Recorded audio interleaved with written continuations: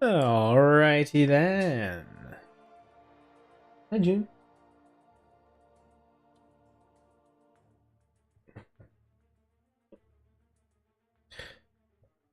What is going on, everybody? Today we're going to be talking about the Star Wars show Andor, the newest Star Wars show released on Disney Plus. So yeah, we'll be having a lot of spoilers today. If you haven't watched the show already, then tune out and come back and watch this another time once you have. Or if you don't care, then you're welcome to stay and hang out. Abdo will be joining me here shortly. We'll be discussing. He said he should be firing up his stream here shortly. So we'll be playing MCOC in the background while we're talking about it though. The main focus today will revolve around Andor. So if you have MCOC questions, you feel free to still ask them. I'll answer them if I have a chance to. But we're going to focus mainly on Star Wars, and also I'm eating right now, so don't judge me. It's mac and cheese. High class meal for me tonight.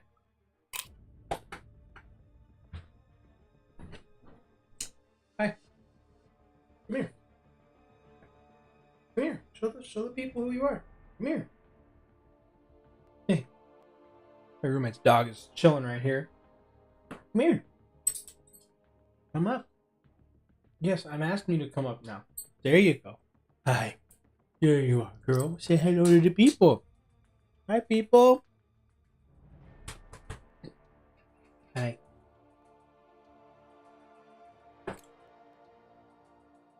I know you want to go play with River, but she doesn't want to play, and I really appreciate you burping on my face there. That was very, very lovely.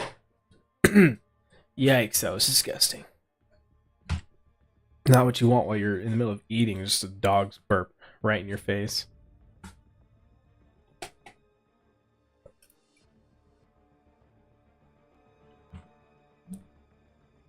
Might as well get my headset ready for when Abdo comes a ringing.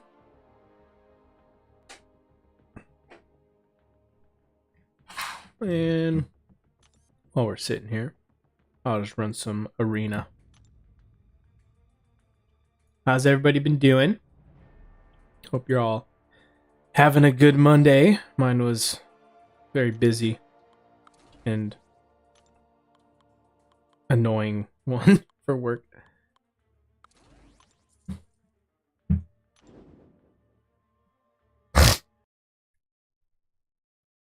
And there we go. First game crash of the night. At least we got it out of there because we will be running incursions today. So hopefully that means we got that first crash out of the way. Not like it's going to happen like last time when we were freaking first room of incursions in the game crashed and I lost everything. So is this episode 1 and/or whole season? This will be the whole season. Yeah, as far as I know. I believe that's what Abdo was wanting to do. So yeah, we'll be doing the whole season breakdown. So if you're not caught up, we'll work our way through the episodes, I'm sure. I don't know if we'll go like in depth like we have in the past, because there's a lot of episodes to get through for this series. Excuse me, it's not like a 6-episode one like a lot of the Disney Pluses, the Marvel ones have been. There was like, how many episodes? Let me look. I got it up right here. 12. So yeah, if we go in depth on every episode, we'll be here a while. I think we want to try to keep this more like the 2-hour range tops, if I had to guess. At least that's kind of my goal. And but yeah, overall thoughts on the show and what we feel about it. If you're not caught up on Andor, what are you doing? Go watch the show. Exactly. We've waited a few weeks here now for the show to end, which was intentional, of course. It wasn't anything to do with that we kept having plans come up and we couldn't figure out a time to meet up and do this. No, it's certainly just we were waiting for you people all to get caught up. That's what it was. Yeah. I'm gonna have another bite of mac and cheese.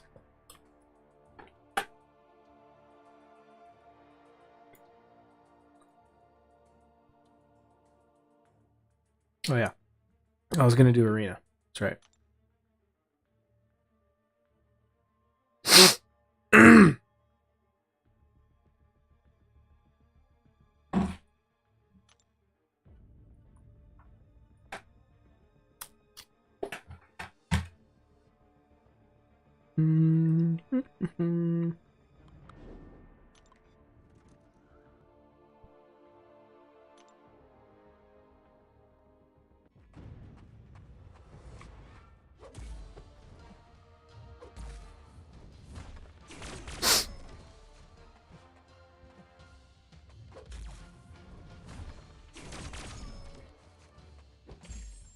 Easy enough.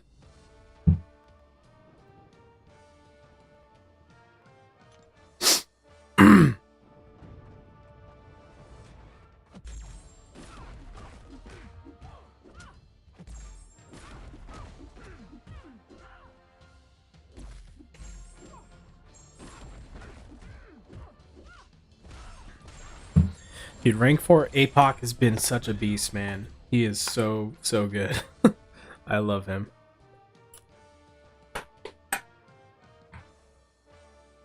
Not only does he make every other mutant better, he himself is just so fun to play with too.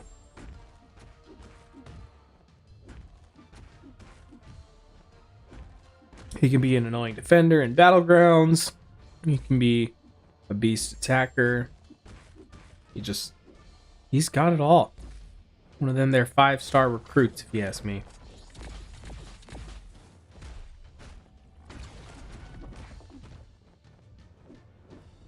Oh, come on.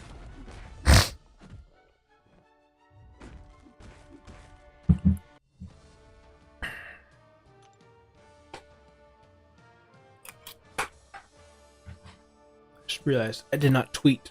I gotta tweet out the stream.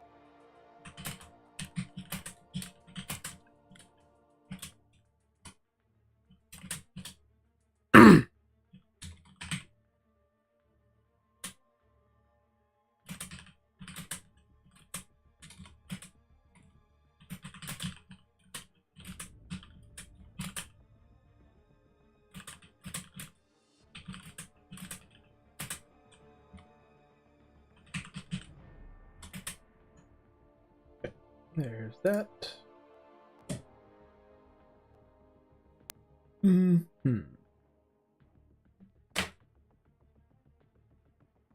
Whoa, that was weird timing. Abdo literally tweeted at the exact same time that I did.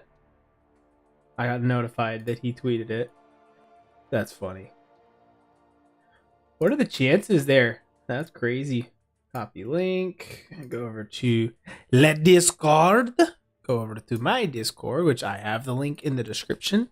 If you would like to join my Discord, you can down below if you're not already. I don't really do much over there, but you can message me and hang out and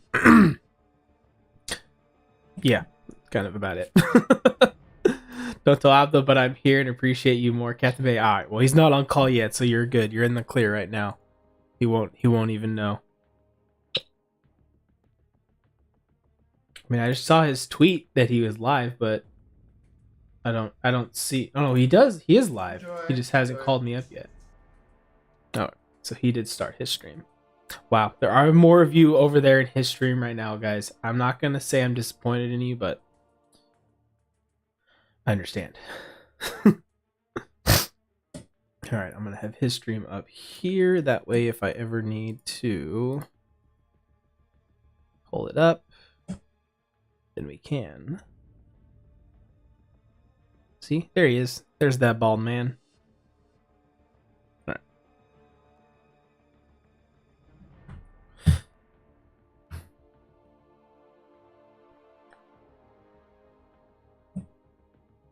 Also, we moved the tournament. I saw that. I did see the message since Battlegrounds got pushed back. You pushed the tournament back a week. I'm known from time to time to read a message or two that I'm tagged in, but don't expect more than 2 because that's asking a lot. So, yeah. This is an ASMR eating stream now. Just hear me chewing. Ow! I bit my lip. Ow. That hurt.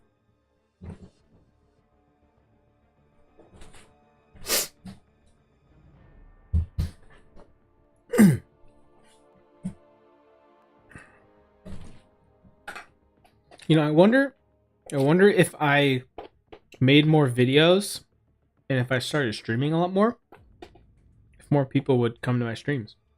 Is that a thing?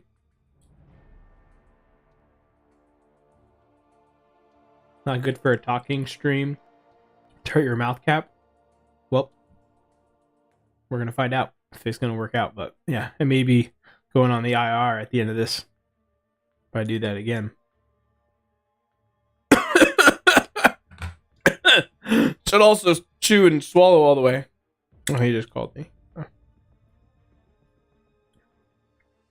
Hello?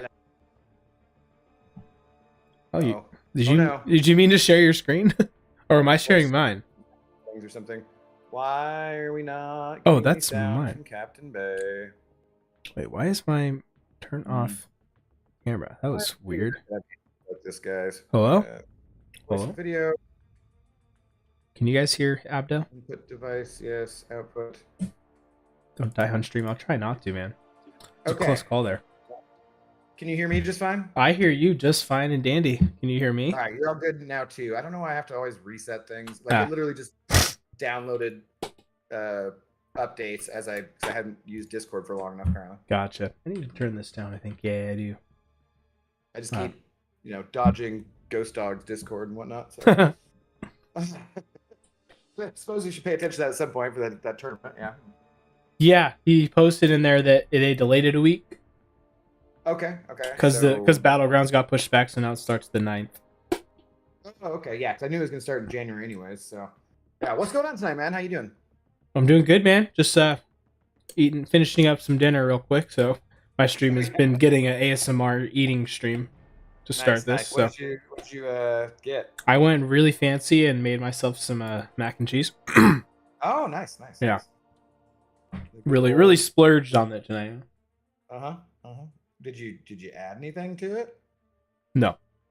Oh, okay. No. Just checking. I don't know. I could have. I've thought about it, like cooking up some bacon sometime, throw little bacon bits in there. Something, yeah. Yeah. No, But, I bought some more pancetta, which I don't think would go quite well enough in mac and cheese, but but it's gonna go with some chicken and some Brussels sprouts and stuff. Nice. Anyways, so all right. Well, why don't you finish up eating and let's get loaded up into incursions here. Yep. I just finished, so I'm good to go. Okay. Already gave my stream a little bit of a rundown earlier, but I'll repeat it again here in a minute once we get going. About incursions, that's helpful. Yeah. Well, no, not incursions. About what we're going to be talking about. So, yeah, guys. So this is called incursions. Yeah. It's a new feature that just came to the game. It's a dungeon thing now. Hey, there you are. Invite sent. Oh, look, it's me. Invite. Did you? Yeah. Okay. Oh, I have to leave in order to accept. Okay. It's like, did you already go in? I didn't know that's a thing. Apparently, yeah. What's your line? I'm not gonna be able to leave Alliance in time, but I can put my 2 side accounts in there to help you guys. Kabam, bam. I mean, if you don't have an alliance for them already to do that, you could do that. But like, you basically have to have them tonight, and then couldn't open anything on those accounts until the last day of gifting. So I don't know if you want to do that or not. If you want to, you're more than welcome to, because we have actually. I was gonna like limit things and actually just have serious whoever's gonna be in the alliance later on. But then we had a bunch of other people have their alts and stuff, so I can't say no to like help if you guys want to help. But that's just up to you. If you're already in the alliance where you might get better rewards, then stay there. with those alts. If not, and you want to send them over, my line is Excelsior Abdo, same as my in-game name. So you're more than welcome to do that. I can deal with that after the stream. Ghost Dog's in my chat, by the way, and he says, so he's purposely ignoring my Discord? Wow. I just forgot to update it. It's yeah, something like that. What's up, F Burger? How's it going? How many units for a sexy bald cap? Well, fortunately for you, it's not even quite the price of an Odin, so yeah, it's not bad. Okay, what are we doing here? Incursions. Let's see. Are we starting out with? We're gonna just do map 7, right? So it should be pretty easy, or sector 7. Yeah. Oh, so let's not use my 6 stars then. Oh, I was gonna just use whoever because I didn't know next time we do incursions, but at least No, I won't. If you do them another time, you can. I don't care. I'm just gonna use whoever. Oh, I'm just gonna use the 5-star because I have a 5-star ranked up herc anyways. So Gotcha. I don't think I do. Do I? And you could do Aegon, you could do whomever, but it's just like I might do a solo one the next few days. Gotcha. Just because nothing else going on in the game. Makes sense. Yeah, I don't think I'll be doing that, but mildly disappointed to hear that the Battleground season was pushed back too. Yeah. So whatever. Okay, so Sector 7, right? That's what we're doing? Yes? Okay. Si, senor. Okay. So yeah, so chat, we're just going to be doing a lower level incursion run since we're going to be focusing mainly on talking about the show Star Wars Andor on Disney Plus. Yeah, which if you have not seen and you don't want to be spoiled, go and watch that. Go speed watch it in the next 20 minutes and then come back. Watch a breakdown real quick of the whole series. Yeah. But if you've already seen it, we'd love to have you guys converse with us about it. And if you don't care about spoilers, maybe it'll even encourage you to go and watch it. So, yep. All right, Lord EZ 1977 saying read Marva's speech. Damn it, he typed out like the entire speech in chat. I feel like I can, but it's at the end of the damn show, easy. So it seems like it's a little preemptive here. But okay, I will get you up there as the big shot of the evening, though. Thank you very much, sir, for the $2 holla. Let's see. What is there? Can I just do this? Wait. Where are you? You having a drink tonight? I thought of that, and I went and checked, and our fridge is completely empty. So, oh my god, failed. That is so sad. I know. I need to change that. Today definitely was one of those days where I could have used a drink after work. It's been super busy. Rough one? Yeah, with the holiday times and being in the food industry, it always gets crazy around this time, especially with all the Christmas pre-order stuff that people are doing. Holiday meat sales, yeah. Yeah, all the people want their stuff, and then of course stuff doesn't show up that they were supposed to get, and yeah, it was a mess. I picked up a ham today for cheap, so just like the spiral cut ham. Yeah, it was like on sale for $12. Nice. For a rather large ham, so I was like, okay. Wow, Ghost Dog coming in with a hot take already, saying, so y'all gonna talk about Andor might be good to help me sleep later. So are you trying to say you didn't like Andor, Ghost Dog? Did it just put you to sleep? Or are you saying that our voices are so boring that they're gonna put you to sleep? Choose your words wisely. Choose your words wisely. I think it's soothing. Could be soothing. Could be soothing. Yeah. Okay, wait. Easy. So I will read your speech. Look, I Googled it. I brought it up. I have it. So once we get to that episode in a bit, then I will read it. Okay? I promise you. I'll read the thing in full later on, but you gotta stick around for the rest of the time. So. All right. So for before we get going on the spoilers for the incursions here, I feel like the start here, we don't even really need to discuss like, oh, take this one, take that one. We can pretty much just go wherever and I'll be like, whichever one's easier. If we run into problems, we'll have. Yeah, at least I'll read them, and if I see anything that's like, hey, I'd prefer if you take this one, I'll say it. Yeah. Otherwise, we'll just kind of run it. Look here. So, what were your? I mean, do we just start with our overall impressions, or where do you want to start? Yeah. So for me, overall, Andor, I thought was a rather enjoyable series. I really liked it. Didn't really know what to expect going into it. I was kind of going in thinking this may give me the same vibes of how Black Widow felt, since we already know the outcome of this character in Fair. later down the line. Like, well, how's this going to work? Then we're going back, like we're getting his origin, I guess. Yeah, but I don't know. Is it going to work? And I think it did. For me, even though we knew that, there was still like a lot of stakes that felt like, obviously none of the other characters, we didn't know the outcome for them, so there's at least that for them. And it was just cool to see how he slowly gets brought into this fold and how his character adapted throughout the series. And one of the things that someone pointed out, I think like it's about like halfway or a little more than halfway into the series for me, I don't remember who it was, or it was in a video, but this is like the first Star Wars that we've gotten that doesn't involve anything about the Jedi, anything about the Sith, the Force at all. Like none of that is mentioned from what I can remember, like at all.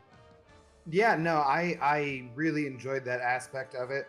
So I think that's a fair point, and a thing that a lot of people would say too is that you're going to not have the stakes when you know what the outcome of the character is, and I fully get that. But I think that there's just like, I don't know, it doesn't really matter because you want the story all the same. Like I want to know what the details are of his story and how he got to that point where he was willing to sacrifice himself. And I know like Rogue One was not everyone's favorite Star Wars movie, but I always liked it. Yeah, I loved it. I liked it much more than any of the sequels. Pretty much, I think more than the prequels, more than Solo. Like I put it pretty much right behind the OG trilogy. Yeah. And I think that there's plenty of complaints you can make about it, like the Rogue One movie for sure. But overall, I'm just like, this cool war movie set in the Star Wars universe. And I love, like what you were talking about, how Andor is set in the Star Wars universe, but doesn't deal with the Jedi. It gives us the actual, like, other world people in the galaxy of, like, what's going on with, like, the regular people in the world. Like, how did these people decide to be part of this rebel alliance? What's going on in their day-to-day life kind of stuff. Yeah, no, and I absolutely love that, like what forced them into the to the being rebels and that kind of stuff. And so I love that. I actually had a little bit higher expectations for the show just because of that, because I expected it to be something that would be different and not, like, so there's going to be comparisons obviously to The Mandalorian or Kenobi or Book of Boba Fett, that kind of stuff. And I liked all that stuff, varying degrees. But for me, this not being Jedi based or not being whatever, being just regular people, I had my expectations up a little higher than I would have had otherwise. And I was pleasantly still surprised by how good it was, I would say. Yeah. Ghost Dog responded, said, "It was slow. I love you, Cap. Abby Doo-Doo Head, on the other hand, makes my ears bleed." He's just begging for these hands. This guy's salty right now. But that has been one of the biggest criticisms, is that it was a very slow series. Which normally, it's a big negative for me. I like a little bit more action, like Mandalorian. Mandalorian, I think, has a good balance of action to slow scenes that are serious. But for some reason, I don't know, this one, it worked for me. Like, I didn't mind the fact that it was on the slower side and there's a lot of talking and just developing dialogue, because it all felt like it had a purpose. One thing led to the next thing, and it worked for me. So I didn't mind that. Things like, I think that you can say too that this was not, like, if it was not your type of show, right? Like, you liked Mandalorian, you like those mostly kind of encapsulated bottle episodes, and you like action pretty much every time, and that kind of a pace, that's cool, that's fine. Yeah. I don't think you can make the argument, though, that this is a bad show. You can make the argument it's not for you, but I don't think you can make the argument it's a bad show. Because, like, on a technical level, it's spectacular. Yeah. It's just extremely well written. The cinematography is beautiful. The story is just very well planned out. The acting is great. And it has elements of fan service in some ways, but like, there's nothing that I would really call very much fan service. It's because in some ways you're like, everything, that happens because we've seen stormtroopers before. So, oh, look, they put in stormtroopers. It's fan service. I disagree with that. I just think that you're using the elements of that world and doing them in a different way. To me, yeah, the only real like fan service thing they really did was because, for one, no one in the show is really a fan. Like, you could argue that Andor isn't even the most famous character in the show. It's Moff Tarkin or Mon Mothma. I mean, she's like the most well-known character probably that's in the show, and outside of her, like the only other kind of fan service that they did was probably the end credit scene where they revealed what the prisoners were actually working on, which I think we all kind of saw that coming, that those pieces that they were building throughout the episodes were going to eventually be some part of the Death Star. So we got to just see that exact. So that was definitely like a fan service. Like, okay, cool. Yeah, that was it. But that was, and that for me, that was enough. Like, I didn't feel like we needed more fan service. Like, the fact that we didn't get any mention of Jedi or Sith or anything of the Force at all. Like, I think that was good because it grounded this show. It kept it more focused on like what this show is revolving around, and not like in Rogue One, you have those characters that they aren't Jedi, but they go into the whole I'm one with the Force and the Force is with me, like that whole thing. So you still get that in Rogue One at least. And you're just kind of like, well, these guys aren't Jedi, so like it just felt kind of weird at first, and throughout it. So yeah, this one we had like a kyber crystal. One little thing is barely, And was it even confirmed like that was a kyber crystal? Like, I think it was, right? Yeah, he says it's sky kyber, I believe. So okay. Like Skeen says it and whatnot. But they and then I think the only other thing that was fan service in a way was when Colonel Wolf Yularen shows up after shit has gone down on whatchamacallit, on the planet where they had the heist, and Aldani or whatever. And so then that guy shows up, and he was in the original movie on the Death Star, and he definitely gets blown up in the first movie. And then he had some like parts in the Clone Wars or things like that. Yeah. So I'd say like that's a little bit kind of just popping in. I guess, yeah. If you didn't know who that was because you're not a huge Star Wars nerd, you wouldn't have paid any, that wouldn't have made any difference at all. So, spoiler: Star Wars sucks. Caveman Oog, you can suck it. What's up? Respectfully, suck. Yeah. My only grudge is that they didn't put subtitles when they were in Kenari. Okay, so let's go ahead and just get into it and start at the beginning. So I thought that an initial scene was great. He goes into this red light district kind of place on Morlana 1, I think, is the planet. And he's looking for his sister. The guys come out and jump him because they're just obviously, looking for trouble and everything. I thought that was all like a very good way to just tie it in to why he gets in trouble in the first place, Mm-hmm. So what? Then it goes from there back to Ferrix, and that's his home planet, and we see him, and he's kind of a character who's not exactly shady, but he owes people money, and people don't trust him. They're kind of tired of his shit, that kind of stuff, and trying to like not die here at the same time. And at the same time, it goes and shows the security officers. The Premor Corporation, and that's where we get Cyril. And I love there's a Star Wars Channel Generation, mostly Star Wars Channel Generation Tech, and the guy Alan always refers to him as Sergeant Tactical Blueberry for the other like the sergeant stuff. So then anyways, that's kind of where we start out, and then well, I don't know, like what do you think about all like. I thought Ferrix was really an awesome planet. It was not a desert. I mean, it's kind of a desert planet, but it wasn't Tatooine, for once. Yeah. I was definitely glad we didn't get more Tatooine, because that's another critique I've heard of a lot of recent Star Wars stuff. They're always on Tatooine. Yeah, like it's a backwater planet. Like, why the hell is everybody there? Yeah. Over and over again. But yeah, it's like I thought it was very interesting the way that it was all designed. And you can really tell. So in The Mandalorian, which I love, and in the Book of Boba Fett, which was like, okay, and had its moments, okay. I like seeing Ewan and Hayden again, and so forth. Which I heard that Hayden I didn't know this until like just recently that he's gonna be in the new Ahsoka series coming out. Yeah, right. Yeah, I did just Yeah, that too. I'm really excited about that.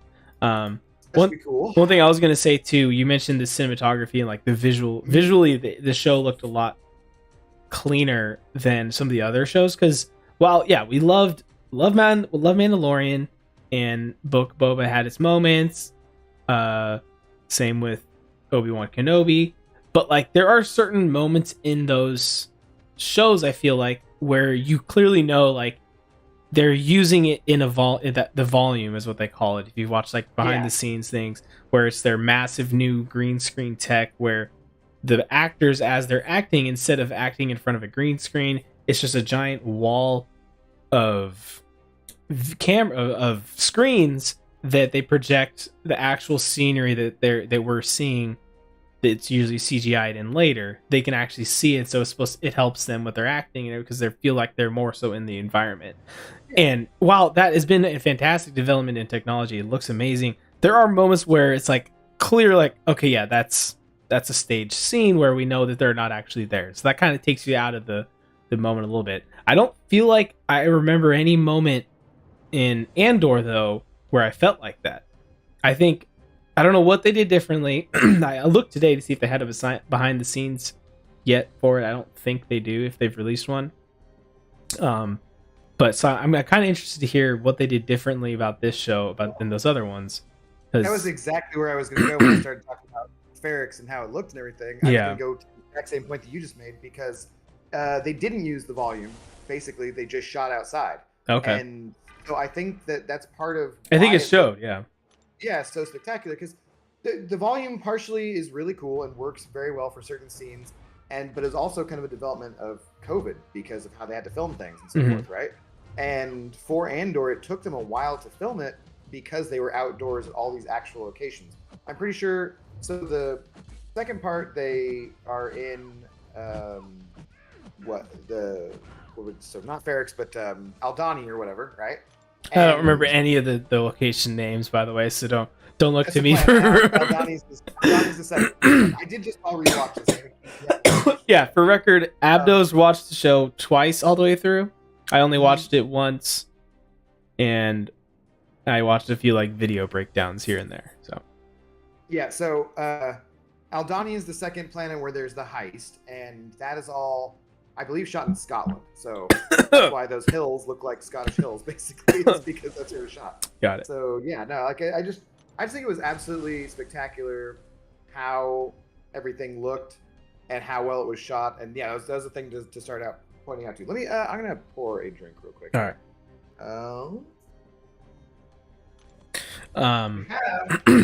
One of the fun things that I kind of picked up on from watching some of those breakdowns that someone pointed out was how the whole series was obviously kind of about the growth of Cassian Andor, how he went from being this guy kind of a low life. We get his background of how he got to where he is with his mom finding him on that planet, and essentially in her mind saving his life, but who knows, I guess, I don't know. And then how he develops episode to episode to eventually get to the point where he decides to join the rebels. And that's kind of shown too with the opening theme song every episode. It's like more and more instruments get added into the theme song each episode. So like the first episode is just like one instrument playing, and then there's now like some, I don't know, other like a drum playing in the background too. And the next one there's like trumpets added in, and so it just like gradually gets more and more developed, just like his character is throughout the show. I was like, dang, those are the type of things that I don't actually notice when I'm watching it, but when I see someone break that down, I'm like, that is so cool.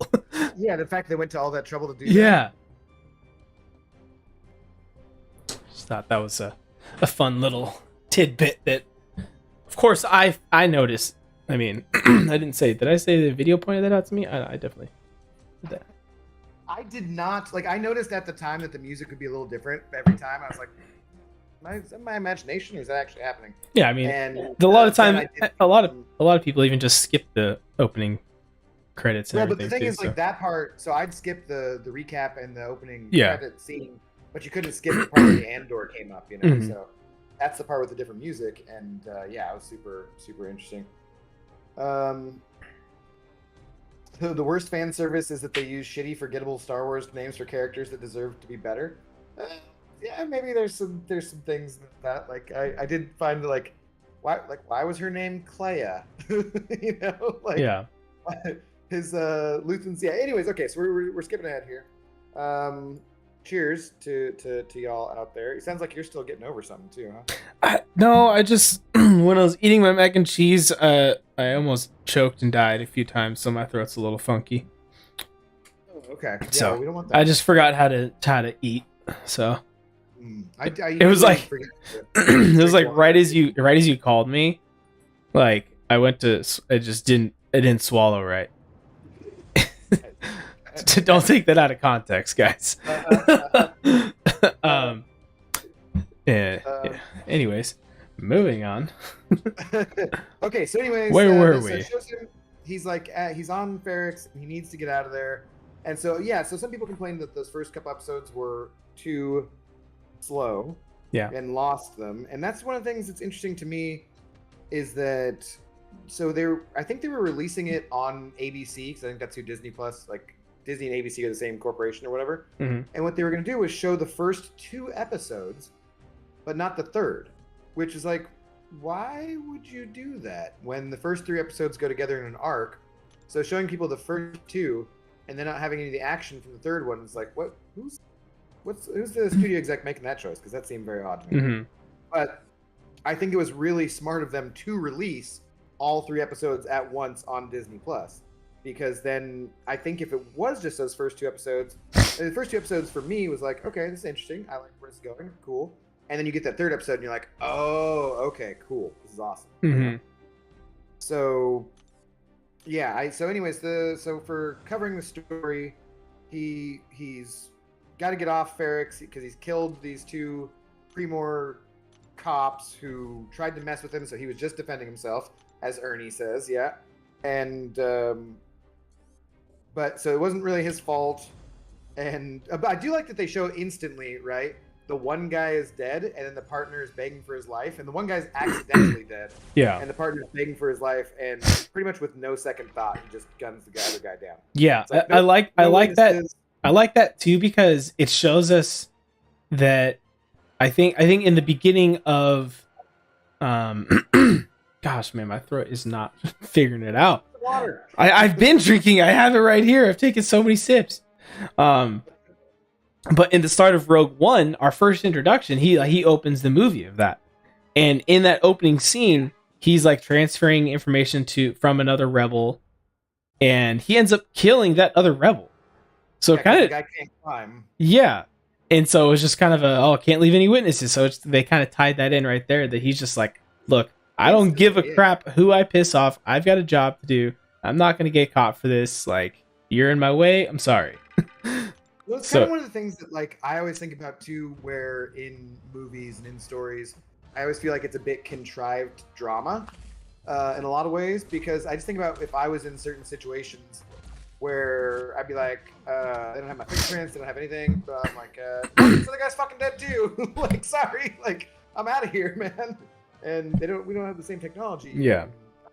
Never murdered anyone that I admit to. But I'm just saying, realistically speaking, that's probably how I would handle it too. Where I'd just be like, you never know until you're actually in that situation. But Yeah. It wasn't a bunch of contrived drama of like, oh, the guy survived and now he's after him and what, like I don't know.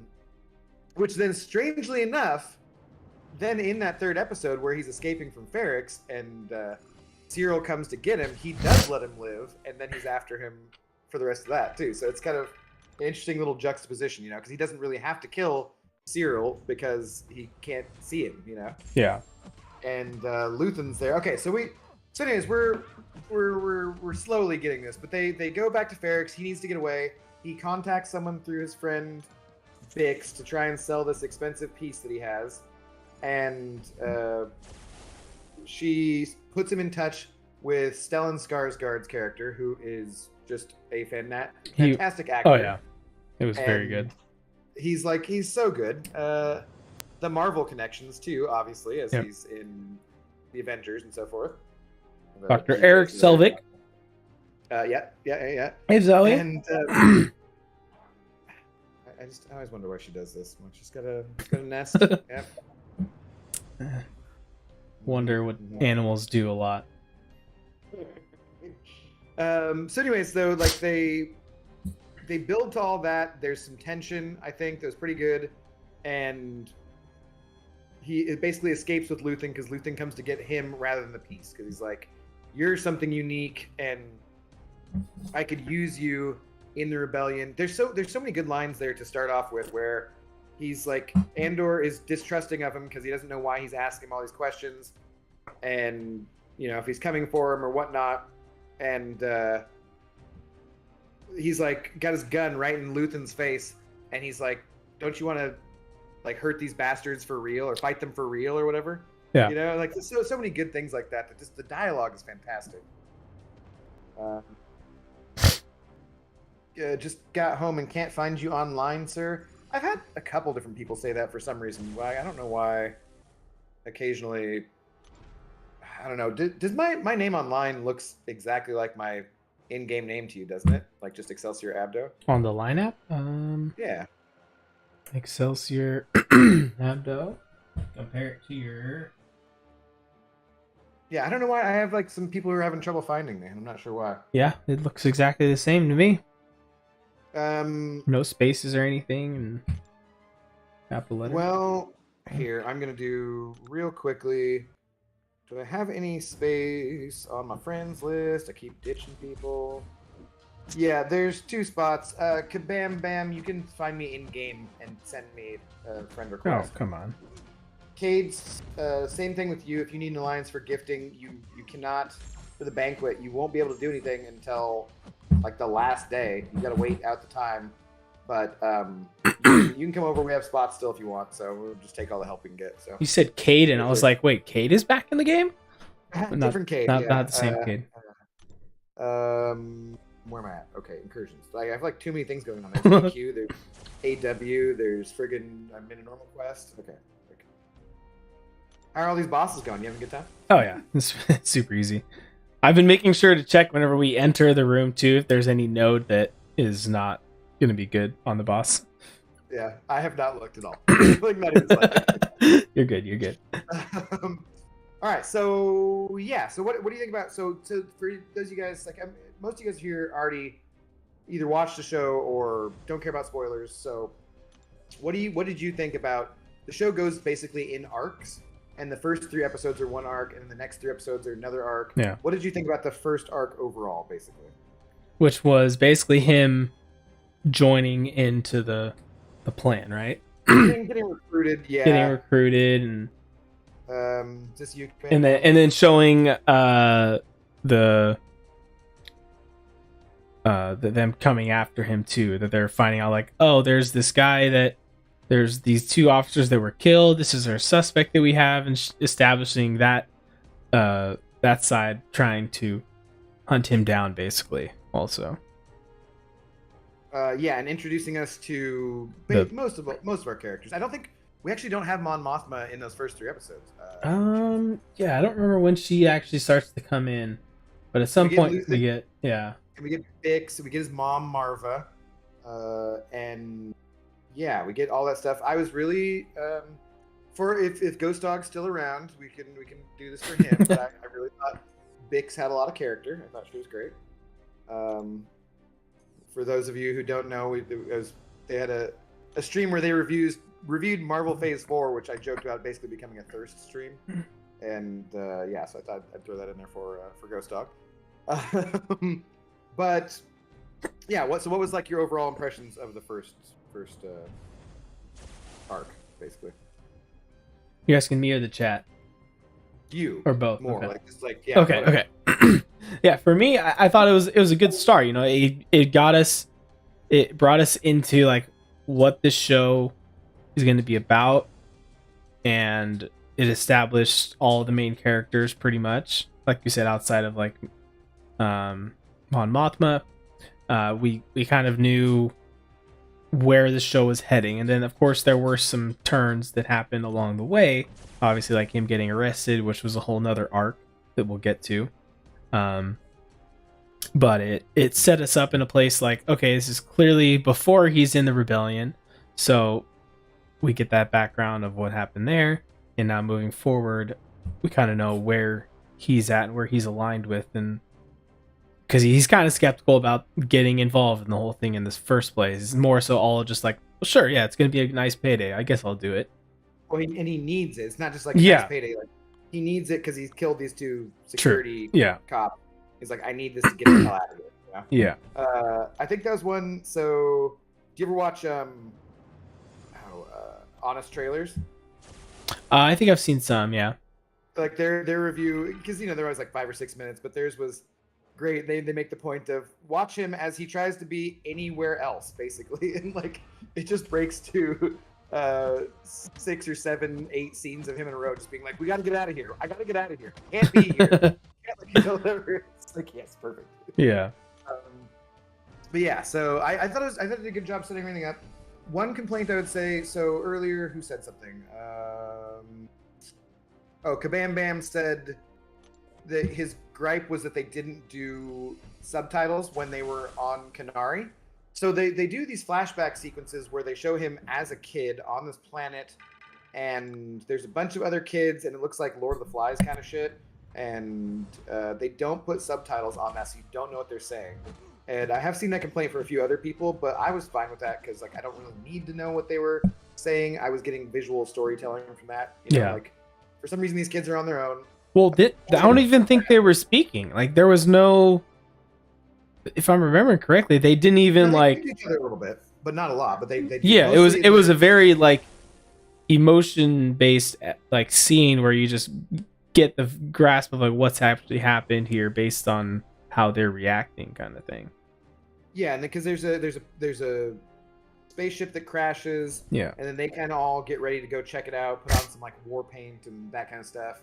And you can clearly tell that he's just barely old enough that the older kids are gonna let him come along, but his sister's younger, so she can't come even though she wants to come with him. That kind of stuff. Okay. So I liked all that. I do. Some people, so going a little further, that storyline doesn't really get paid off exactly. Mm-hmm. In that they're not later on really. He's looking for his sister from that first episode, and they show you why he's looking for his sister because he got taken away by basically his adopted mom, Marva, and they don't pay that off in season 1. And I've seen some people who are like, what do you think? They're just going to forget about that? I'm like, no, I don't think so. Everything this show has done has been extremely well put together, choreographed, and planned out.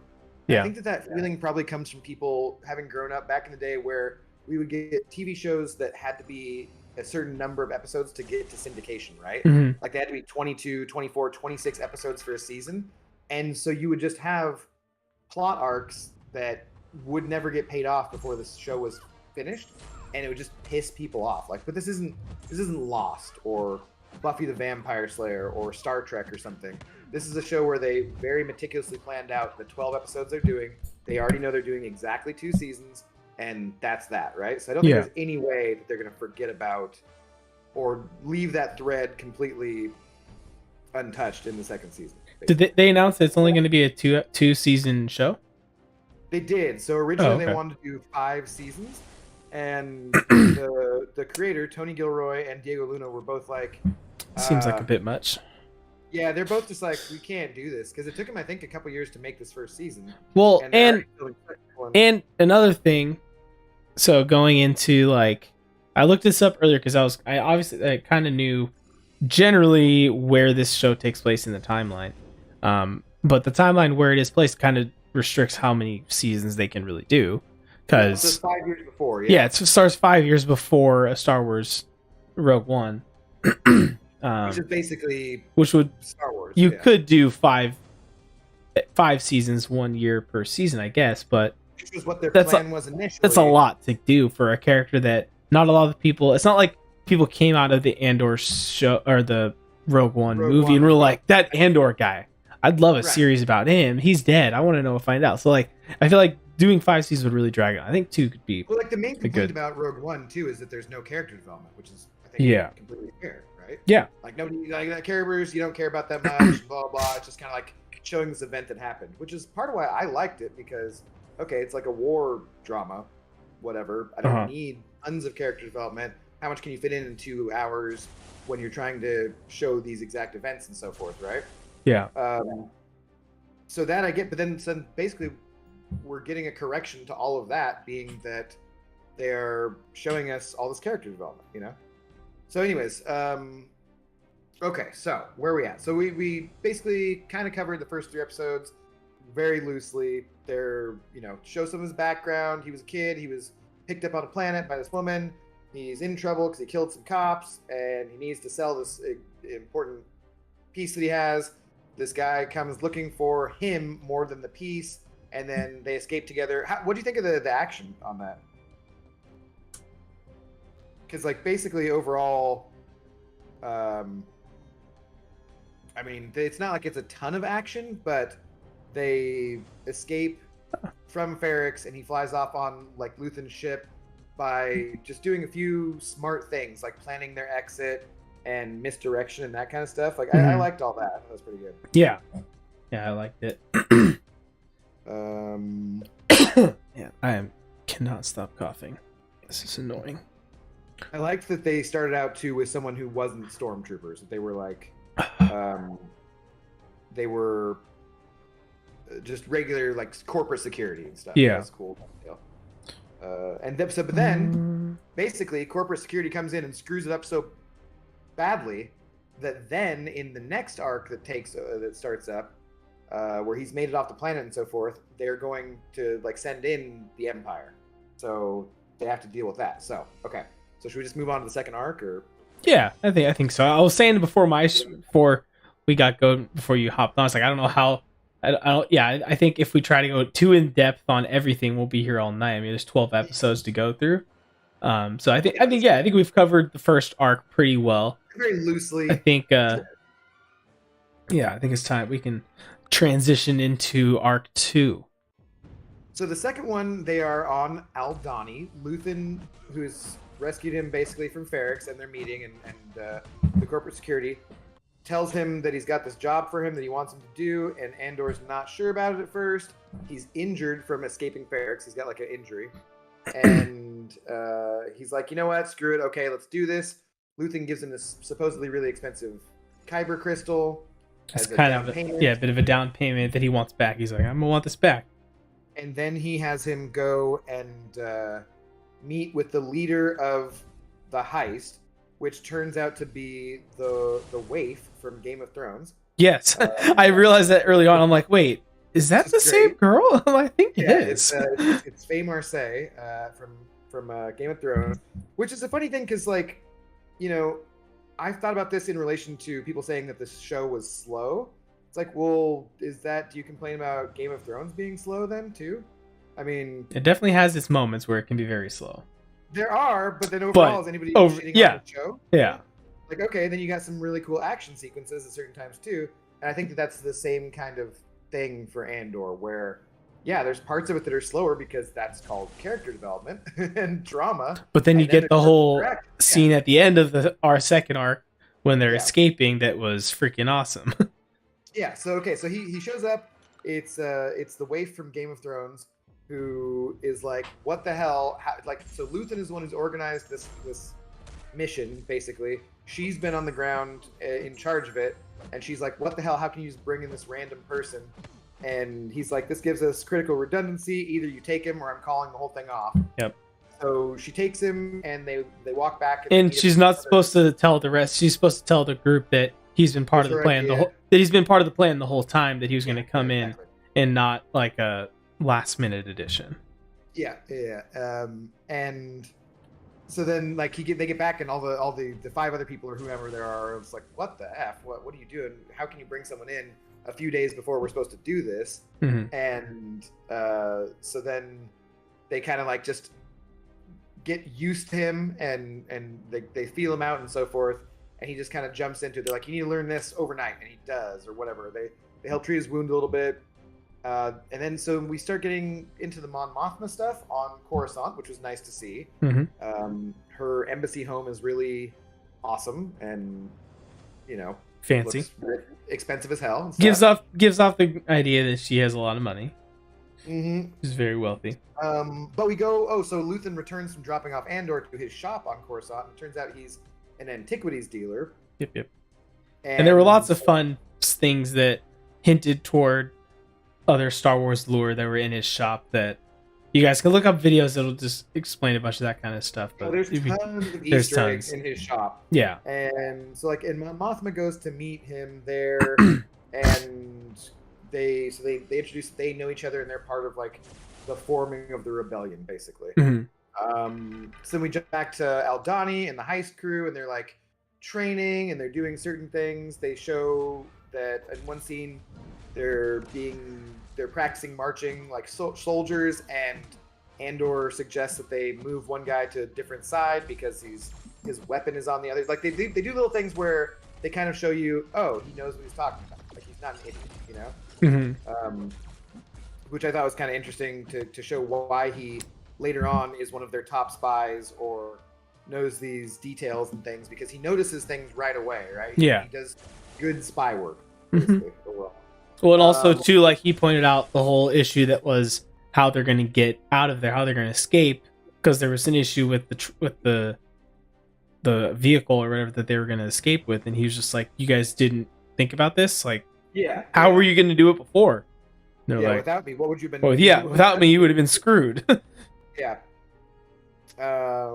So then we basically get down to, I don't know, there's so much to cover, man. Like, honestly, I feel like we're going, like, I'm so slow, and I'm not even saying anything. I know, right?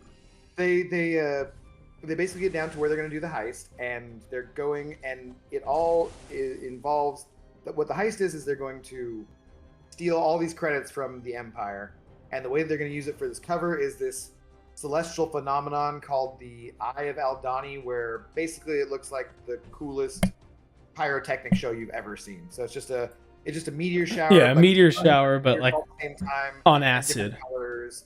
Yeah, basically. It's just good classic Star Wars. You can do what you want. It's believable in the universe, but like, oh my god, it's spectacular, right? Yeah. So that episode, there's tons of tension. They are kind of like leading into it. They dress up as Imperial troops to sneak into the base.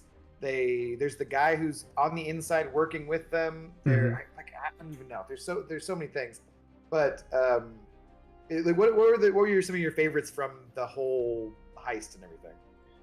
I liked how I can't remember the name of the character, but the one that basically didn't trust him from the start. Like they built the tension between him and Andor pretty good. That like, by the time that he gets to the end and Andor ends up killing him, you're like, yeah, I kind of saw that coming, because he never trusted him to start with, and he at the end was just kind of like almost sounded like he was going to betray him, and so I liked that, and I'm glad that he died because I didn't like his character. I didn't like him because the way they wrote him, the way he wasn't supposed to be a likable character. Right, I should say. Yeah. I think the character was good because he wasn't supposed to be liked, if that makes sense. Well, the funny thing is, so that actor is the guy who played Micro in the first season of the Punisher, and I think that his interactions with the Punisher were what made that my favorite Netflix show, basically. My favorite one season. Yeah. So like I love that actor, and it was fun to see him too. Like, oh, okay, I know this guy. Yeah. I know this guy. That's I knew him. I was like, what is he from? That probably was what I was thinking of. Yeah, he's Micro in the first season of Punisher, just with more hair. So yeah. I feel like I recognize him from something else too. I don't know, but he's super cool. But yeah, I do love Punisher. They have this younger idealistic character named Nemec who's writing a manifesto about the rebellion, and he wants to trust Andor right away, and he like they do very, like, you just get the impression like, this guy's he's aft, right? Like he just seems like a sweetheart, and he's a true believer. Oh yeah, like a younger like, no kid. Make it. Yeah. But yeah, but so he like, anyways, they go and they do the heist, and it all kind of works out somewhat the way you'd expect, except for basically everybody dies, which is, I was a little surprised they killed off basically everyone. Yeah. But it's just Andor and Vel, the main woman, who make it through. Nemec gets crushed by the money, which is crazy. The inside guy gets killed. The other guys get killed. No, actually, so I guess so. Vel. Oh, I love that too. So there's a woman, Cinta, who's part of the crew too, and she also gets away. I loved Disney's the most basic. We will allow them to be this much of lesbians for the show. Like, Yeah. this is much so. So her and Val, they just have like a tiny little hand-holdy kind of caring moment. They're like, oh, they're gay. This is as much as Disney will allow. Okay, for like the Chinese audiences and Yeah. whatever it is. But so the three of them basically all get away, but they get away separately. And yeah, and then so they end up on a planet trying to save Nemec because he's been crushed, but he's not dead yet. They get into this doctor who has 4 arms. Just looks crazy. Skeen, the character we were just talking about, is talking to Andor and is like, we could just split with the money, just the two of us, right? Yeah. And so Andor basically just shoots him, just cold again, just kills him. Vel is like, I don't believe you. You tried to, like, why are you doing this? And he's like, I was just hired to do this job. Here, I'm taking my money, and you have the rest of it. I'm out of here. Yeah. And takes off on a ship and leaves her with everything besides the few credits he was promised for the job, which is like 200,000 credits or something.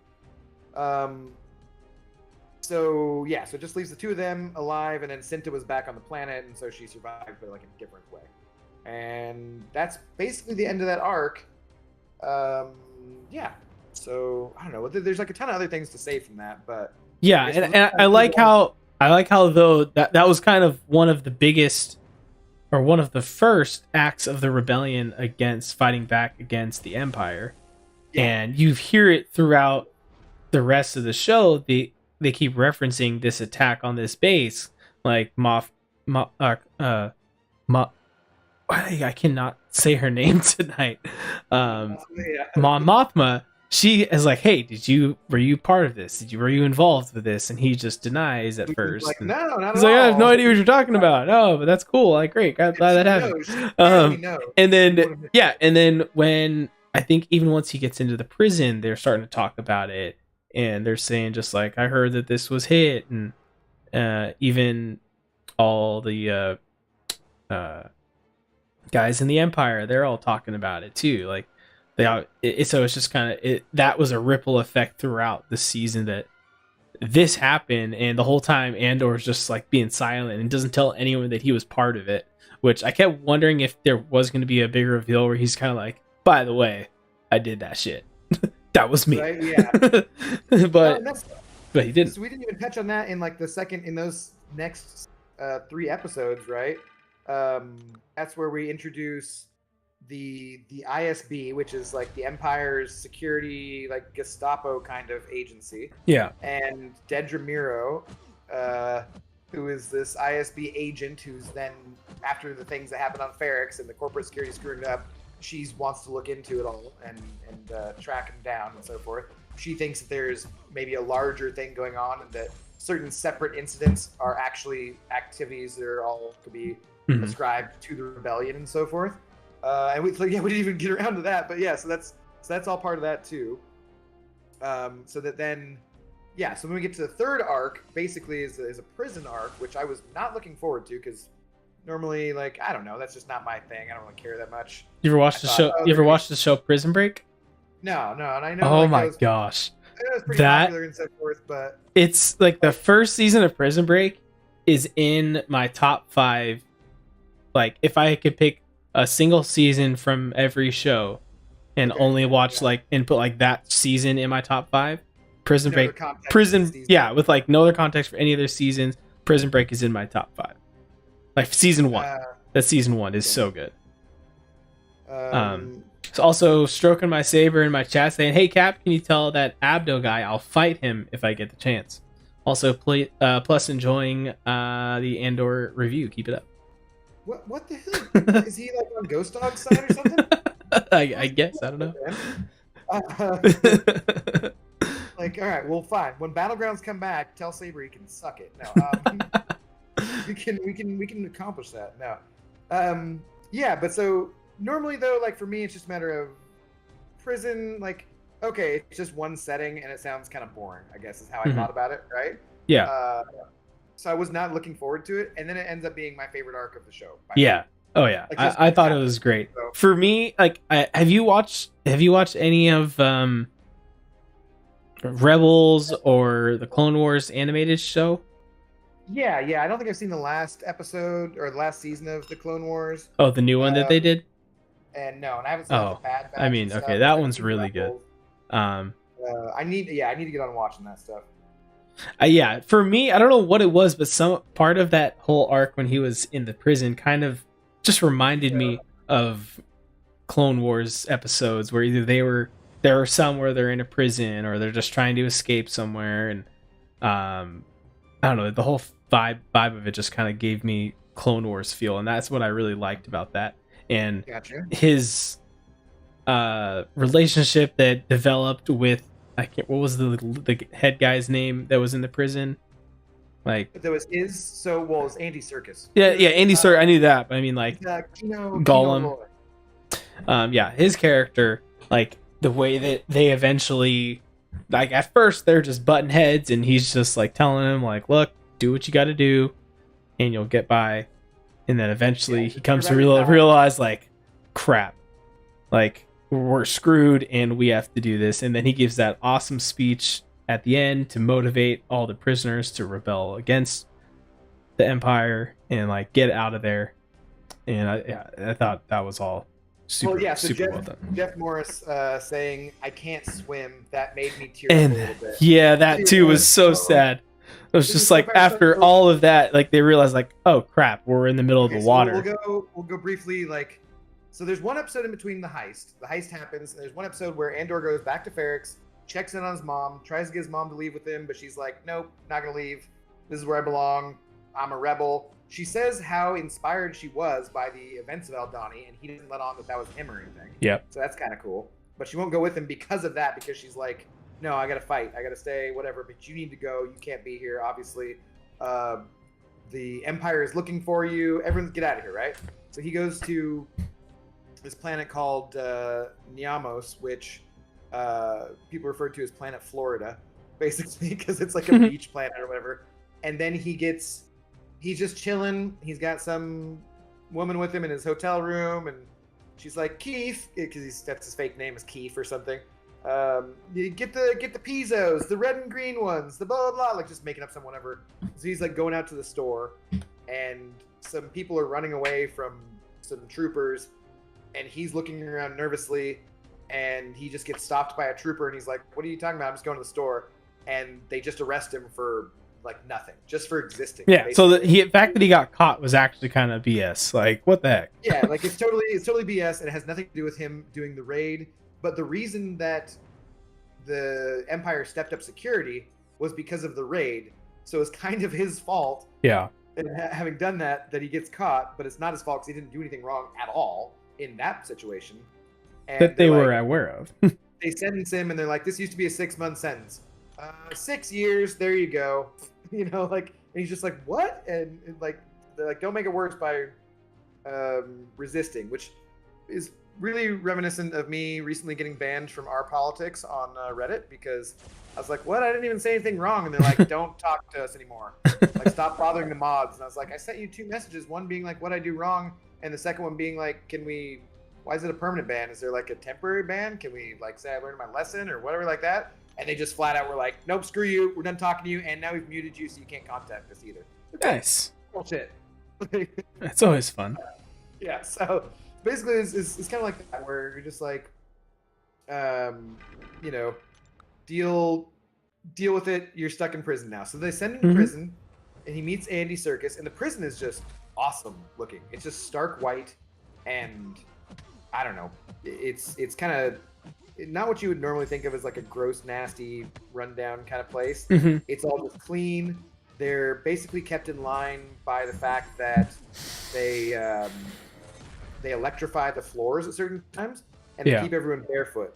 And they're all humans, and there's no women. And it's like if anybody acts up, they'll just electrify the floors. Certain settings, they're in a ton of pain. Other settings will just freaking kill them. And they're making these widgets. We don't know what they are. Later on, they show that there's some piece of the Death Star or something like that. And so, they go through it. Andy Serkis is like the floor leader on the floor that he's working on. He's like, I have 49 men that I'm in charge of. I'm the day shift leader. This is whatever, blah, blah, blah. And then they get to a point where there's this older guy. He's only got a few days left on his sentence, but he doesn't make it. He has a massive stroke. They call for medical help to come down and help him out. And instead, the guy just euthanizes him. He just kills him because he's like, there's nothing I can do for him. At least he's free now. None of the rest of us are getting out. And they're like, what are you talking about? And they come to find out that there was instead of being released, someone whose sentence was supposed to be over with just got put back into a different floor. And they all found out. So then they just fried the whole floor, killed all the people on that floor so the secret wouldn't get out, but it still gets out. And so then Andy Serkis is immediately, whereas he wasn't helping Andor when Andor's like asking him how many guards are there. The end of the episode is him saying never more than 12. And like I loved that. It was so good. Yeah, it was that moment where he's just like, all right, well, dime. I guess maybe it is time. So then they have a plan that revolves around a new man being brought in. It basically all works out. They take over the prison and they all escape. But it's just this kind of like wild escape. And yeah, it ends with like Jeff saying they're on these like kind of floating barges out in the middle of water, and they're like, what do we do now? And everyone's just kind of jumping off into the water. And Andor's turning back to Andy Serkis, to Kino, his character, and he's like, what? And he's like, I can't swim. It's just so we don't technically know what happened to him. He could have survived, but he could have still survived. They could have helped him out. It's probably not likely. But it just was very emotional, very impactful. And I just gotta say, like, Andy Serkis, I think was just the best part of the show, basically. Mm-hmm. Like his performance is spectacular. And like that, he should never have to do CGI. So, because if you guys don't know, Andy Serkis is the guy who played Gollum in Lord of the Rings. He played Ulysses Claw in Marvel. Yeah, in Marvel, he's Claw in Black Panther and Age of Ultron. He's what? And in Age of Ultron. Oh, yeah, in Age of Ultron, right? He's Smaug in the Hobbit movies. He's the voice of Smaug. No, he's not. That's Benedict Cumberbatch. No, I'm pretty sure that's Andy Serkis too. No, it's Benedict Cumberbatch. You sure? Okay. Anyways, he's Planet of the Apes. He's Caesar. He's Snoke, which led to some really dumb theories. He's Alfred in the Batman. Yeah, the most recent Batman. That's true. Yeah, wait, he's just great. He did Snoke? I don't think I knew that. He's Snoke, which led to like some really hilarious theories about, Kino got cloned to become Snoke or some blah blah blah. Oh, that's funny. No, just calm down. That's funny. It's not an actual thing. One of the other characters that was part of the whole prison was one of the guys that got out. The one guy that really reached the beach with Andor ends up being, he was another one of the characters that was in Rogue One, who was one of the rebel leaders, and so that's kind of cool tie-in that he came back and did that. Yeah. No, it was cool. So they bring him back from Rogue One and just include that actor because like oh sweet, that's where he met him. Then he made it out, obviously, and I mean they all die in Rogue One, of course. Yeah. But yeah, no, that was really good too.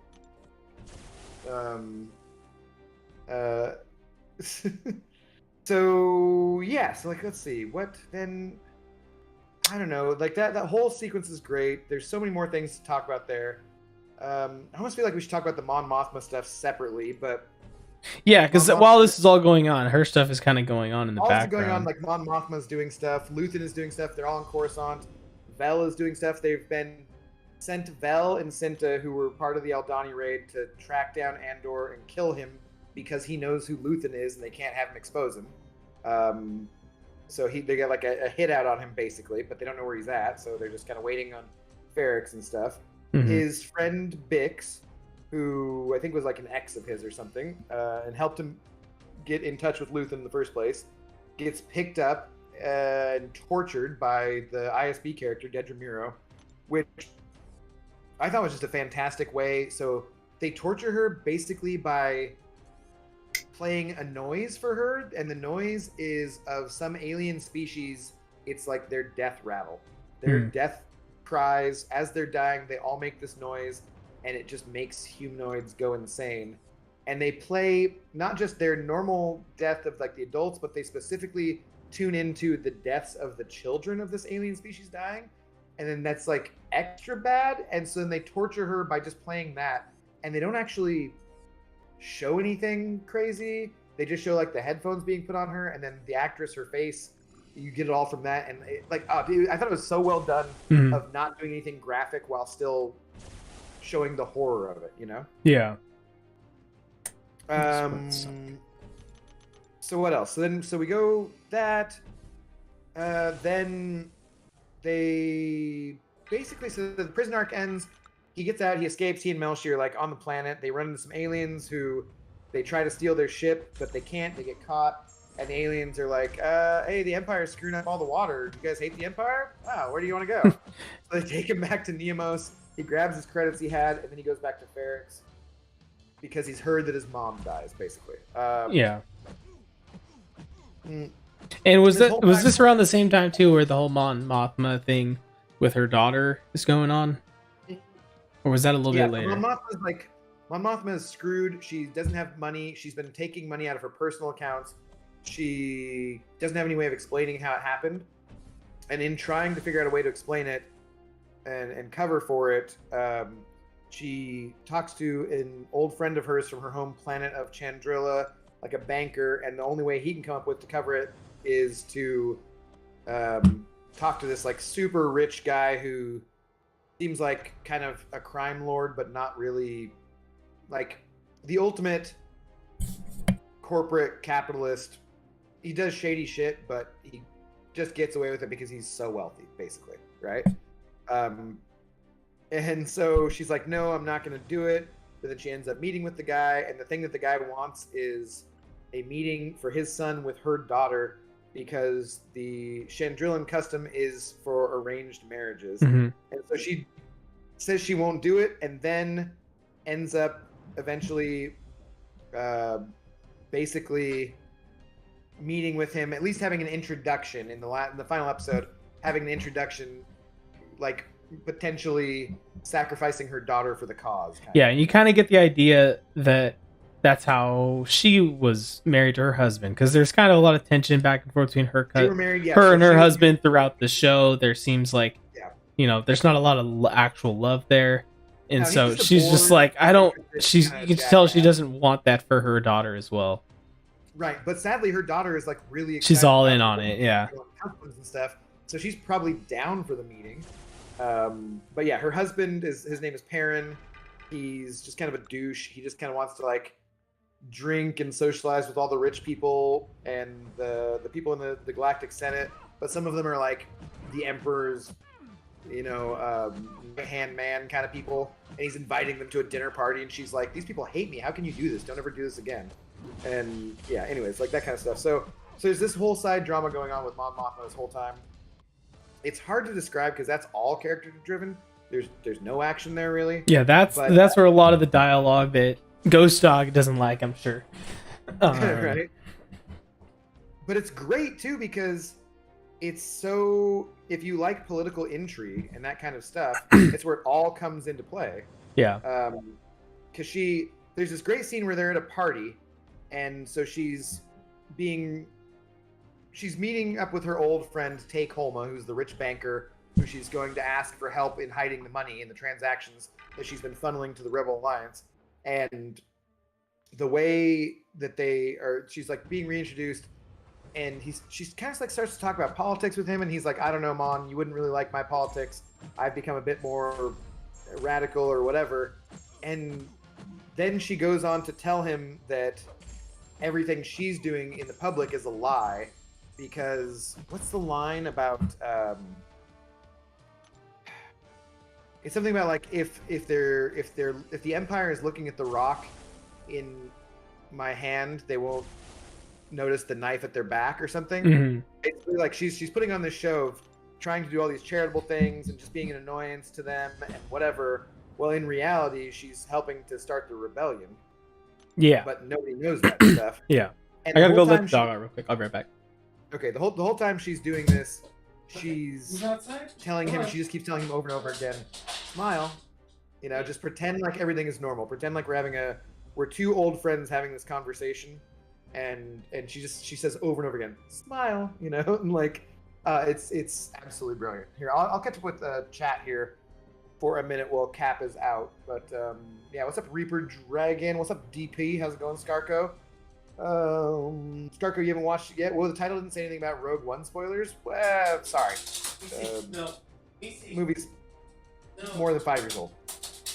When he messes up and still wins, Abracadabra? Abracadabra? What? If the point of the stream is to convince me to start Star Wars is boring AF, congrats. Oh my god. Oog.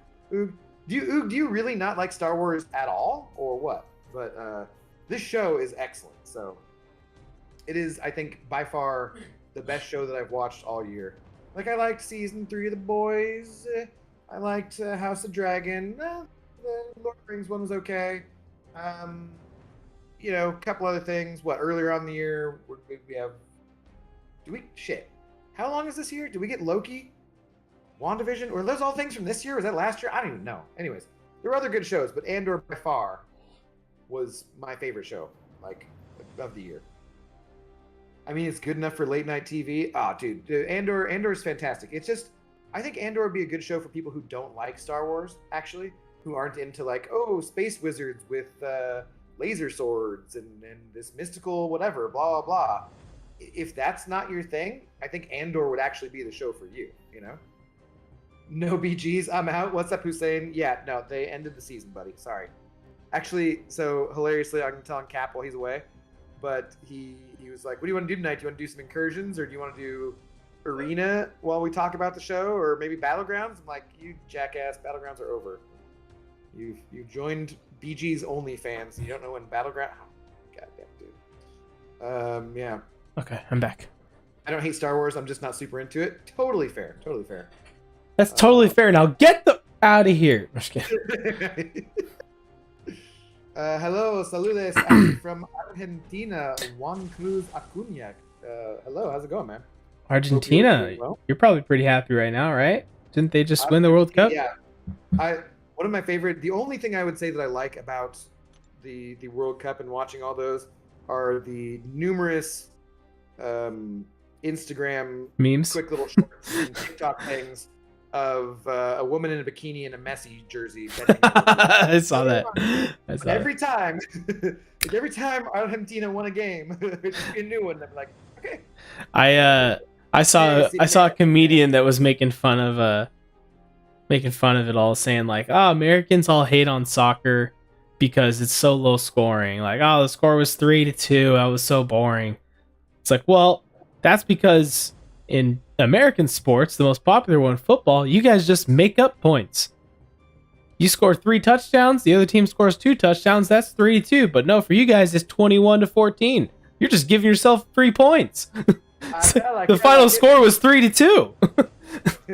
I like it, but it's also not true because of the extra points. Well, yeah, the extra points, but like, it's basically what he's implying, though. Like, yeah, it was 1 point, but you gave yourself 6 for it. Like, what? What? I like it. Yeah. I was like, he's got a point there, I guess. But is there a Star Wars where Natalie Portman and Daisy Ridley make out? No, but I'm sure if you look in the right areas of the internet, you might be able to find that. Can I interest you in a little movie called Black Swan? I was gonna say Black Swan.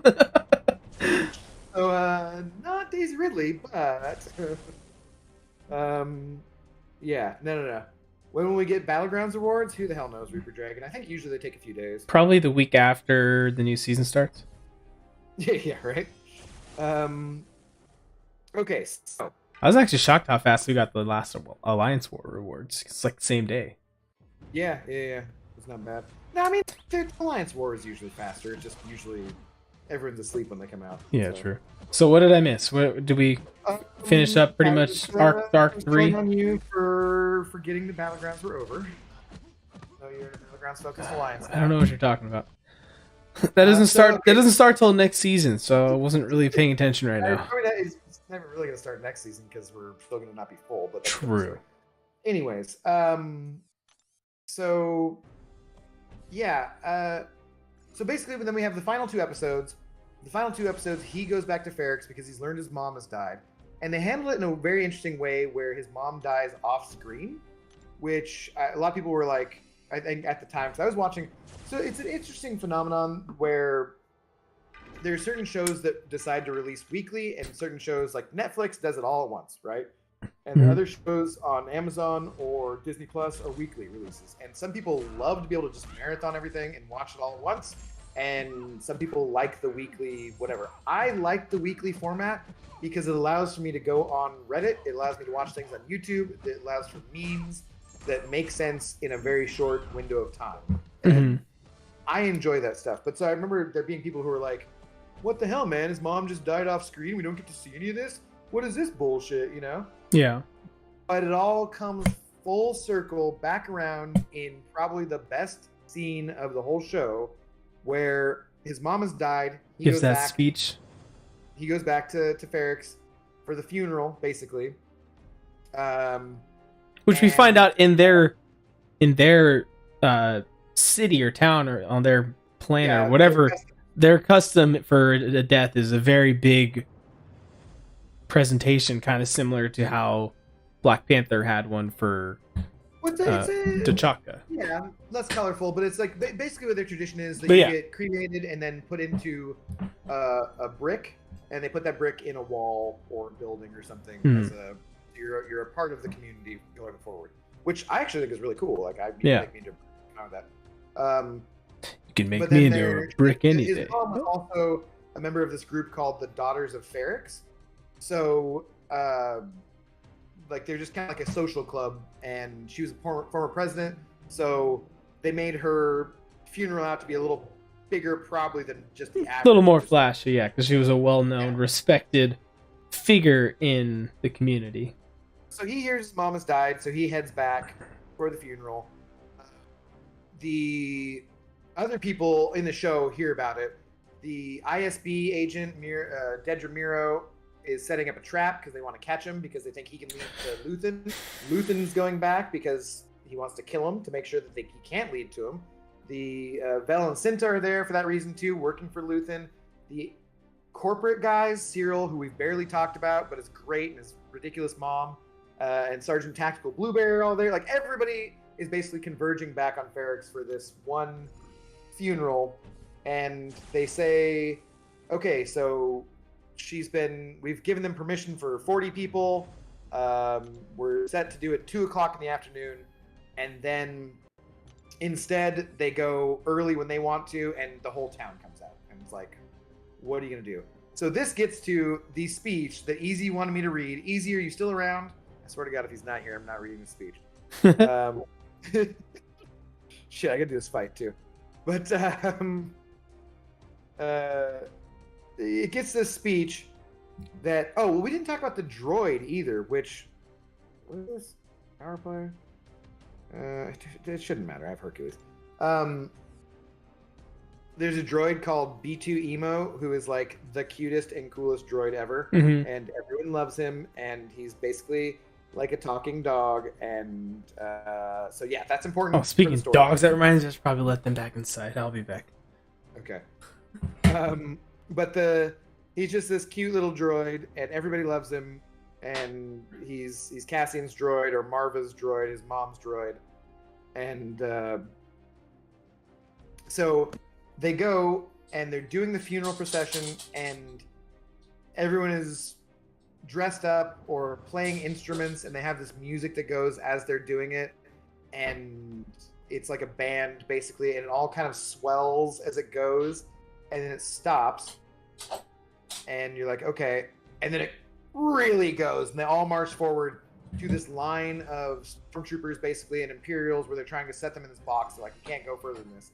And so then they stop there, and the droid shoots up a holo projection of his mom, Marva, and then she gives this speech. You were paid, sir. You have to read it. Not if he's not around. I'm not reading the speech. God damn it. Why not? Read the speech. Ah, fuck it. All right. Well, the scene is. Oh, great. no. I don't- We're good. I was just saying. So we get to that scene. Let me see if I can find.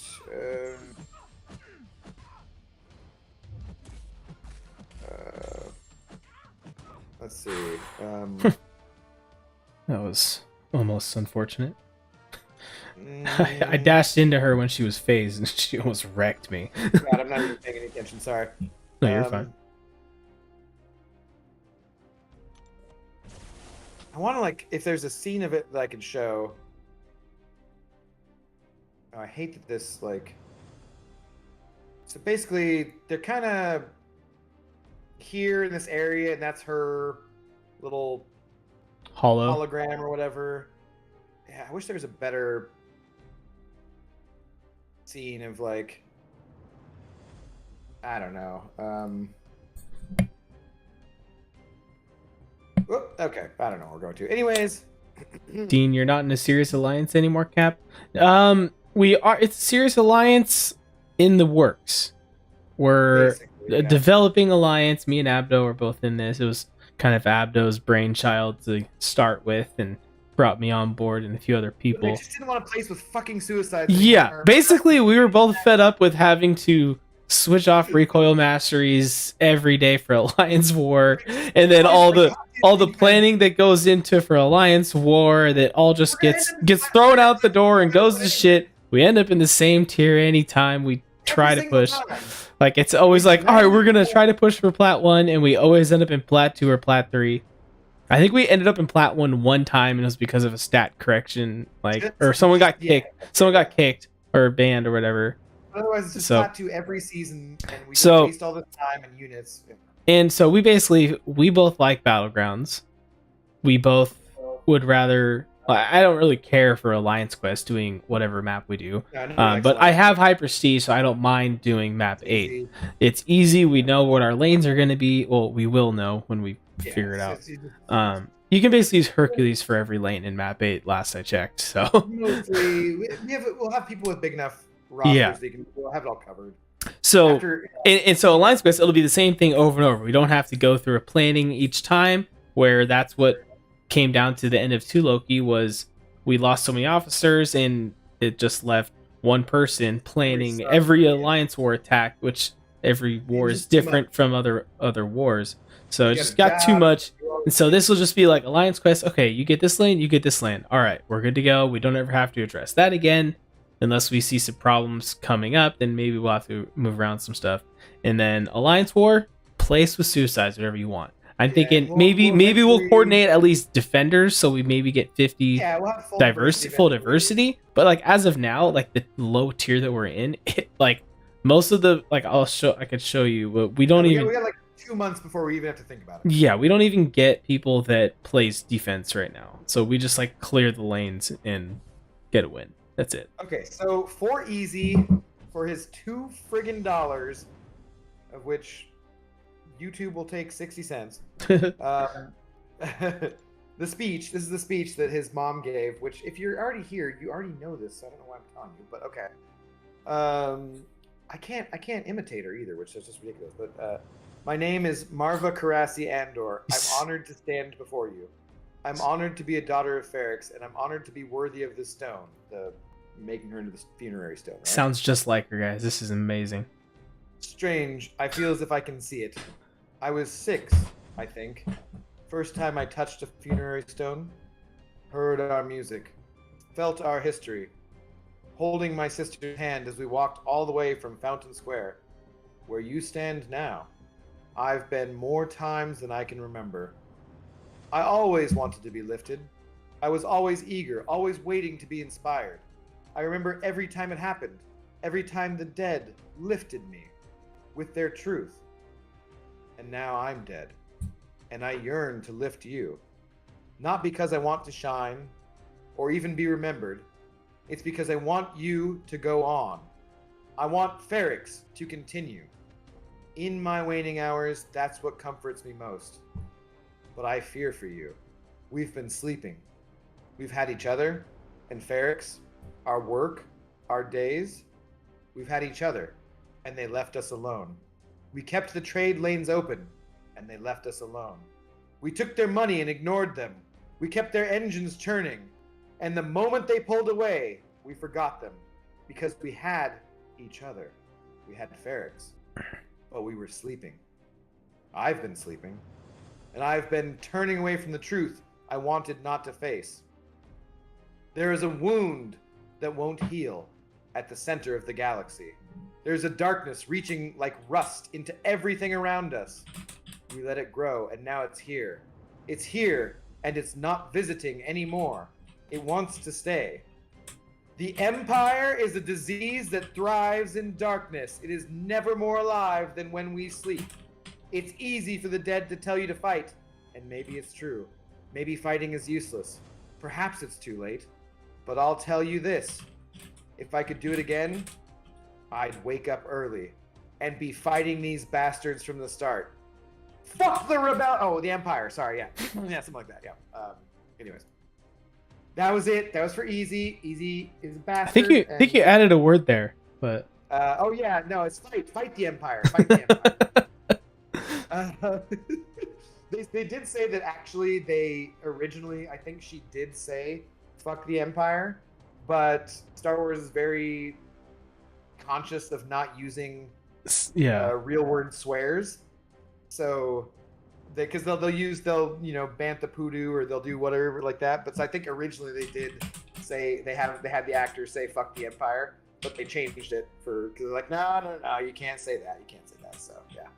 Anyways, yes, that was the speech that Easy wanted me to read that he started out the goddamn stream with, and so I hope that he's happy. And yeah anyway. So Dean, I know you meant Brian Grant when you said BG. I was just saying the BG in the name for us is for Battlegrounds, though. Battlegrounds only. Yeah. But it just so happens that Brian Grant fits that as well. It's just kind of a happy coincidence. We're just only fans, really, of Battlegrounds at this point. We're only fans of Battlegrounds. We're just not really fans of other stuff. Yeah. Game modes, Yeah. Is he still in the Alliance? He is. Okay. So technically he is in the Alliance right now, just because he's not, trying to push for anything, and we're not at the level of being a full Alliance that has the prestige and everything we need. So he's just kind of hanging out for the meantime, mooching off our rewards and whatnot. I'm just kidding. Basically, he's just here to mooch, which is somewhat ironic considering he usually doesn't want to get things for free. But here he is mooching. So. But I just remember it was super funny though the other day when I noticed that it just said at the bottom here in the feed or whatever that Brian Grant joined, and I was like, wait, he said what? Or something. Yeah. I was like, holy crap, Brian's in the Alliance, and I'm like, he's not staying, is he? Because his prestige is way below. I was like, I don't get me wrong, I would love to be in an Alliance full time with Brian, that'd be a blast, but I was like, I know that's not where his focus is at right now, is pushing for prestige. It's not fun. He doesn't think anybody. It's so it's totally useless. No, he'll be getting kicked as soon as we have enough people who have good prestige. Yeah, once we actually are pushing 3 battle groups, because right now we just reached 2 battle groups, but half of the accounts in here right now are other people's alt accounts that are just here to I think we have 13 people, honestly. Yeah. I don't remember. Well, I'll count after this. I just recruited one guy today that's going to join after the gifting event, and probably after the gifting event, I think me and Abdo are both going to release videos fully announcing everything. And and Brian said he would too, actually. So. Oh, really? Oh, nice. Yeah, it's nice to be helpful. Appreciate that from him. But I had a video ready to go for recruiting, and I just realized the timing of it was basically the absolute worst timing possible, with the banquet event and with the war season and the battleground season. Everything ending at the wrong time just made it so it's no one's going to want to join this shit right now. And so I just didn't even bother to release it. I'll re-record it, because by the time it makes sense to do, it'll the information will change slightly, All right, good night, Ghost Talk. Thanks for hanging out. He says, okay, Cap and the other guy, I'm off to bed. Other guy had bored me enough. Uh-huh. Yeah, great. The other guy. I liked there's a podcast. So I don't know if anybody's ever seen The Expanse. The Expanse is one of my favorite sci-fi shows of all time. The Expanse is just like one of my favorite shows of all time, basically. And the book series is fantastic. But one of the main actors, his name is, oh god, his character's name is Amos, but his shit, I forget what the hell the actor's name is. But the one of the authors of the series, his name is Ty France. So their podcast is like Ty and the other guy, basically. So like when you said that, the other guy, I'm like, that's the first thing I thought of. Nice. So anyways, like, so yeah, to wrap up, they go to Ferrix. Basically, they have the funeral procession, and then Marva gives the speech as the hologram. The captain of the Imperial Guard there throws his coat over the droid and is like, enough of this, whatever. And then he makes the ultimate mistake of kicking the droid over, and the whole town just loses their shit. You Like, can't kick a droid. You can't mess with a droid. That's like kicking a... He's like kicking a dog. Yeah, I was just about to say, it was like kicking a dog. No, it wasn't cool. The whole town loses it. Brasso, who's Cassian's friend, who we haven't even talked about, has the funerary stone of Marva that he's like, oh my god, I just knocked off a key off my keyboard, so I was gonna pick it up. It's a tilde. It's not very important. Yeah. But he's like, he's got it holding it like this, and then the guy kicks over the droid, and then he just starts beating people with her stone, basically, and the whole town just loses it. There's a kid who's there whose dad was kind of helping out his friend Bix to contact the rebels, and so they hang him. So then his son makes a bomb and tosses it at the stormtroopers, and the whole thing just goes to shit. And there's so many good things in that. Like, it's just one of my favorite episodes of TV, basically. Like, it's just spectacular. Because everything just goes down, happens crazy, and it ends up with Cassian rescuing his friend Bix, and then Bix, the droid, Brasso, another woman, the kid who made the bomb, all kind of end up taking off. And Cassian goes, and he's seen Luthen, and he's smart, so he knows why he's there. So he goes and meets him at his ship and lays down his blaster pistol and is like, kill me if you want to, otherwise take me in. And because Luthen's like, what's this? What trick is this? What game is this? And he's like, no game, either just fucking kill me or take me in. And Cap is dying here. I'm not dying. I'm not dying. I know you're coughing though. No, the roommate's dog was barking like crazy. So my other roommate just got home, and so I just saw you turn away real quick, so I thought you were coughing. No, I was yelling at a dog to shut up. Yeah. So, anyways, that's basically how the first season ends. It was just, I don't know. It was spectacular. There's so many more things to talk about. There's so much more we could go on about. But yeah, we'd be here all night. Yeah. What do you think are like the most important takeaways from the show? I think the biggest parts were him being part of the attack. That kind of got his foot in the door of seeing like that they can actually make a difference. And then again in the prison being able to fight back in there, showing that, and then that kind of tied into the end at the funeral part of them fighting back as well, showing that like these guys may be the law in a sense, but like, we can, if we all band together, we can make something happen here and prove that we're not gonna just sit back and take all this crap. Yeah, one of the main things I heard about, like a complaint about the show, was that it should not have been called Andor, because that's just like one character from a movie that not everybody saw, and so it's kind of off-putting, like it might not attract the people they'd want to. It should have been called something more like Birth of the Rebellion or something. Yeah. Because really it is an ensemble cast. Yeah.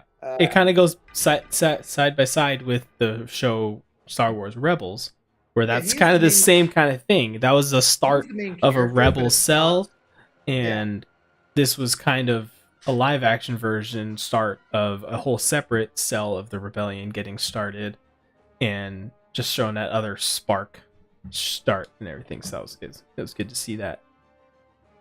Yeah, no. It was just So yeah, I could see that you're saying like, yeah, it shouldn't necessarily maybe been just they could have taken it Andor, to something but he else, was maybe. he was the focal point character for He was, sure. yeah.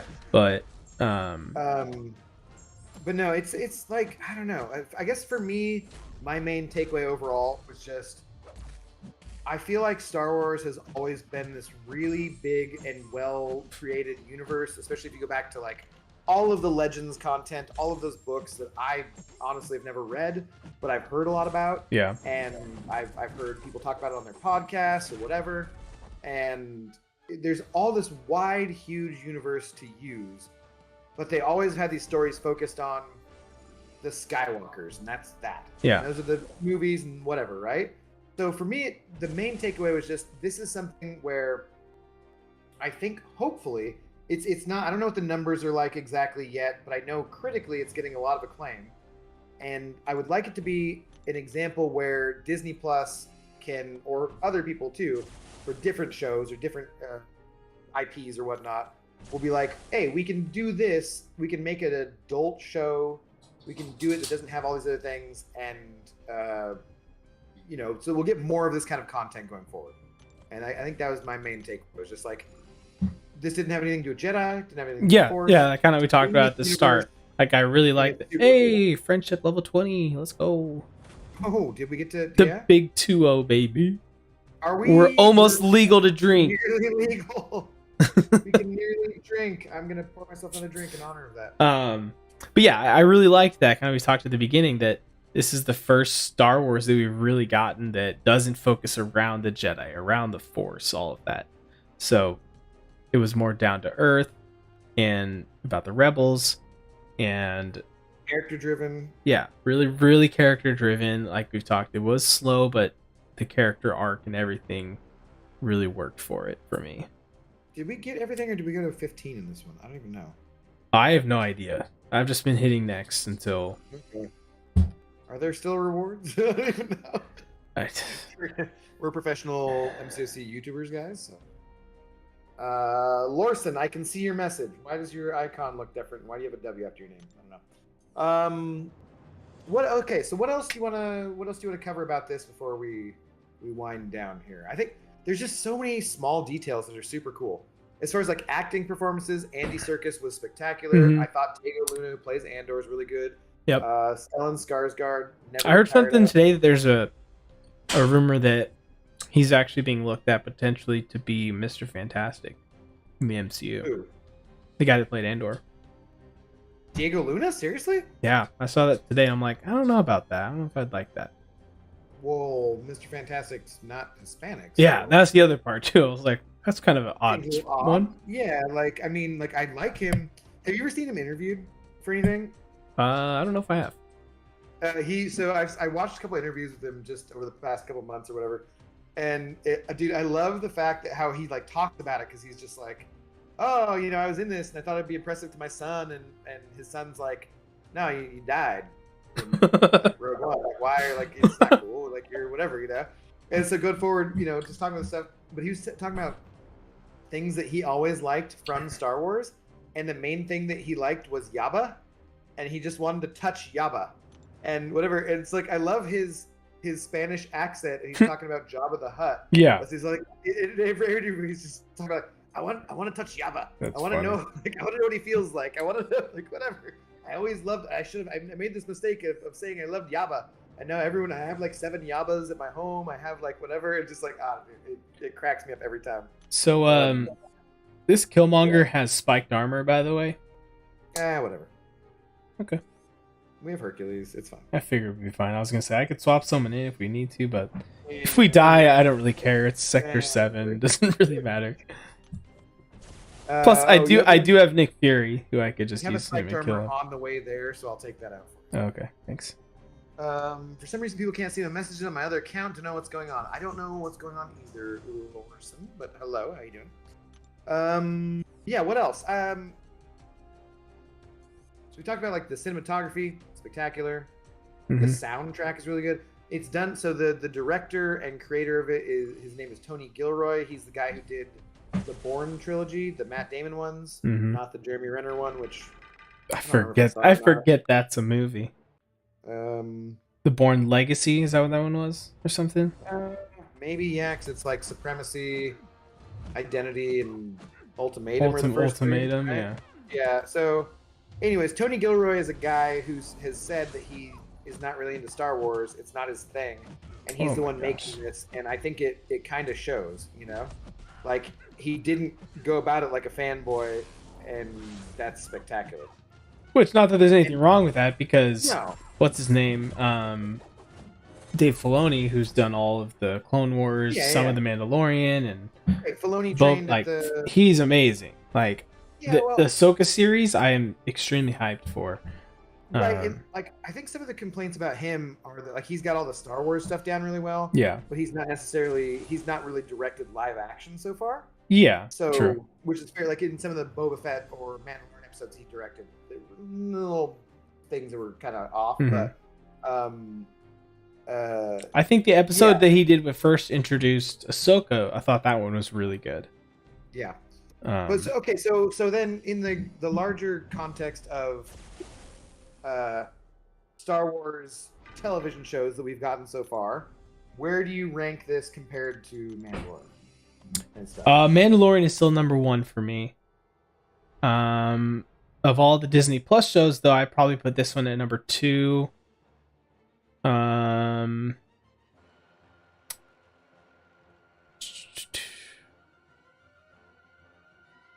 Boba Fett's last. It's got to be last for me. It's not really close. I don't know. Kenobi. I think the problem with Kenobi is there was just so much hype about it that what we got, it kind of was a letdown.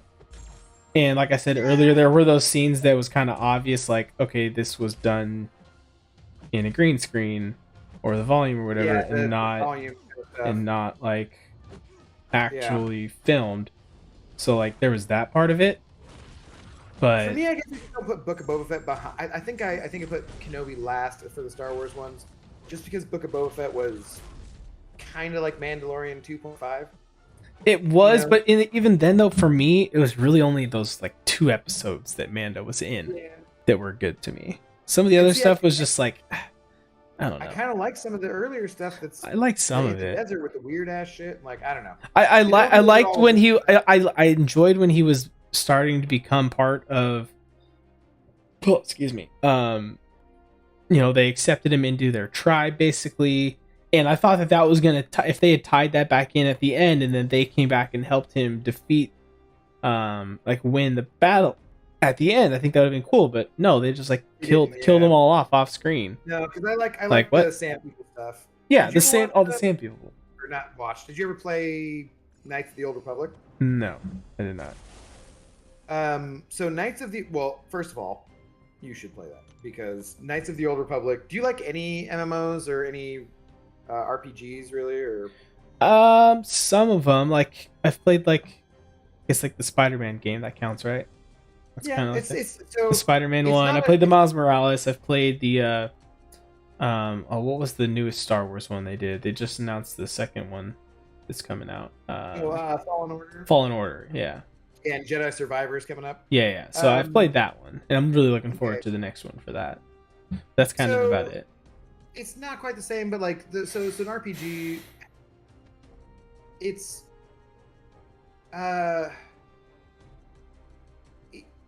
basically though, like Knights of the Old Republic is the best Star Wars game ever made, and it might be like one of the best video games ever made Wow. at all. Like just bottom line. Yeah. You- Behind you kinda- MCOC, of course. Sure. I'm just kidding. No, like overall, because there's a difference between a one-off story versus Oh, this shit. continuing ridiculous thing we've been doing for 8 fucking years. Can you Right. believe that, dude? Dude, I was 8 thinking that years? the other day.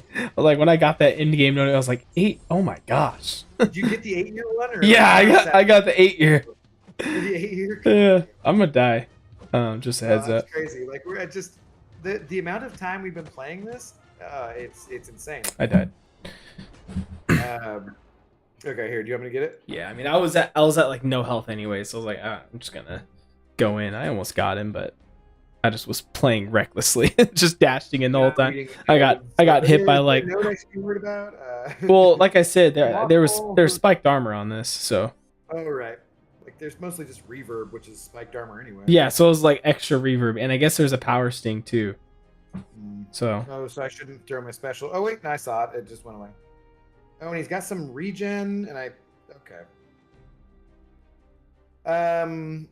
Yeah, but Knights of the Old Republic. Why was I going on about this? It was it something about the Sand People? Because that's kind of what we were talking about. Yeah. That's one of the only places where they give any kind of background details for the Sand People at all. Okay. Which makes them not seem like just crazy wild monsters, as compared to like also the Book of Boba Fett did that too. And so yeah, there were like Anyways, if you ever get a chance, I'm gonna do it. There have been like a million playthroughs on YouTube of Knights of the Old Republic, but I'm gonna do that at some point. Just Nice. Because I love that game and I've not done it forever. Miss Jane, how's it going? Nice. All right, what else is there to say about Andor? They're like. So do you rank it this above Mandalorian, or is it below Mandalorian for you? Because I said for me, I have Mandalorian still 1 and this 2. You know, I've heard people talk about it, and I think I kind of agree that I think I like Andor more overall. And I think that with that said, The Mandalorian is more rewatchable, you know? I get that. Because I think The Mandalorian has more fun episodes. it's a more fun and has a lot more of the fan service that a lot of people are looking for. Yeah, there's like the Western serialized kind of whatever feel to it. And of course, great. it's going to have the standard Jedi Force and all that kind of stuff too with Grogu. Dude, one of the nice things about it is that it's not been too much of it. It's not too much of it though, but yeah, and I mean, and Baby Yoda, Grogu is kind of the new face of Star Wars at this point. I feel like so anything that's going to have him in it is going to be popular. Over Grogu, honestly though. Oh, hot take, hot take. That droid is just he's adorable. The droid does it for you. Gets your goodies going. He can talk, man. He can talk. He's so sweet. He has to power down. That's the thing in like the show. He has to like he calculates if he has enough power to tell 2 lies. You know, like he's like he asks Brasso to stay over because he doesn't want to be alone, and like he's so cute. I love him. Yeah. I don't know. Yeah, but so I think overall I think I like Andor more. I think The Mandalorian is more rewatchable just for fun value and so forth. But I would say Andor. As far as Disney Plus shows go, like you were saying too, if you throw in Marvel everything too, yeah, Andor's my favorite. Nice. I've heard that from a few people actually, in like videos I've watched, and they've been saying like this is the best product that Disney Plus has ever put out, and I'm like, wow, it's high praise. And some people saying though that the downside of it is that it's been being released at a time where like Star Wars isn't like some people are like after Kenobi, they're kind of just like, I don't know. Kenobi, and then Kenobi was kind of like, yeah, and so. Well, I saw the director and the creator Tony Gilroy. Freaking kidding me? Talking about it, and he expected it to be the opposite way around, where it would be like Kenobi, where there's a ton of people who tune in right at the start, and then it kind of peters out. Whereas instead, Andor's done the opposite thing, where people weren't super excited about it at the start, and then because it's been critically acclaimed and there's been a lot of good word of mouth, people are like, it's picking up, you know. Yeah. We're watching. I'm interested to see what happens during the awards season and stuff here, and see what goes on with that too. Yeah. Which is not the be all or end all of any of that, but it'll be interesting. Okay, I'll probably take out the spiked armor one again for you. Backdoor brawler, aspect of nightmares. Ooh, you don't have any villains, do you? No. It hasn't been an issue. There's been other fights that had that. No, there's just tyranny. Like, there's like aspect of nightmares. Would that help you out? Are you at low health on your? I am at low health. Okay, so I'll leave that up because that'll actually help you then. Okay. Yeah, but no, I don't know. I was just very impressed. Plus, I am facing a Null, so he'll be giving me his debuffs. No, I had kind of higher than normal expectations for the show, and then I was actually also still then surprised by how much I liked it. So it was fun. Yeah. It's fun. So I did a rewatch just recently, and that's why for anybody who's waiting to see this stream, which is nobody probably, But besides Easy, who took off, bastard. I did the rewatch with my parents, and that's why it took us a little while longer to do it. And my dad was like, "Huh, I don't really like Star Wars that much, but this is pretty good." Yeah. Like I liked that it's something I feel that could appeal to a broader audience too. Mm-hmm. For sure. Even if something like The Mandalorian is more kid friendly or more good for certain things, Yeah. certain people who don't, just I don't want to say like a lesser palate like Ghost Dog has, but maybe a little less intelligent, whatever. I feel bad because he already went away. Yeah. Can't even defend himself. I only want to shit on him when he's around, so. We have beef, right, though? I don't know what it's about, but I've grasped that much from tonight. Ghost Dog and I have mad YouTuber internet beef. What happened? We're sworn enemies now. Oh, man. I'm also enemies, though, with Taters, too, because Taters stole everyone good from 2 Loki. He stole, not everyone good, but he stole all of our officers. Wait, he stole everyone good. What does that say about me? Yeah, I know.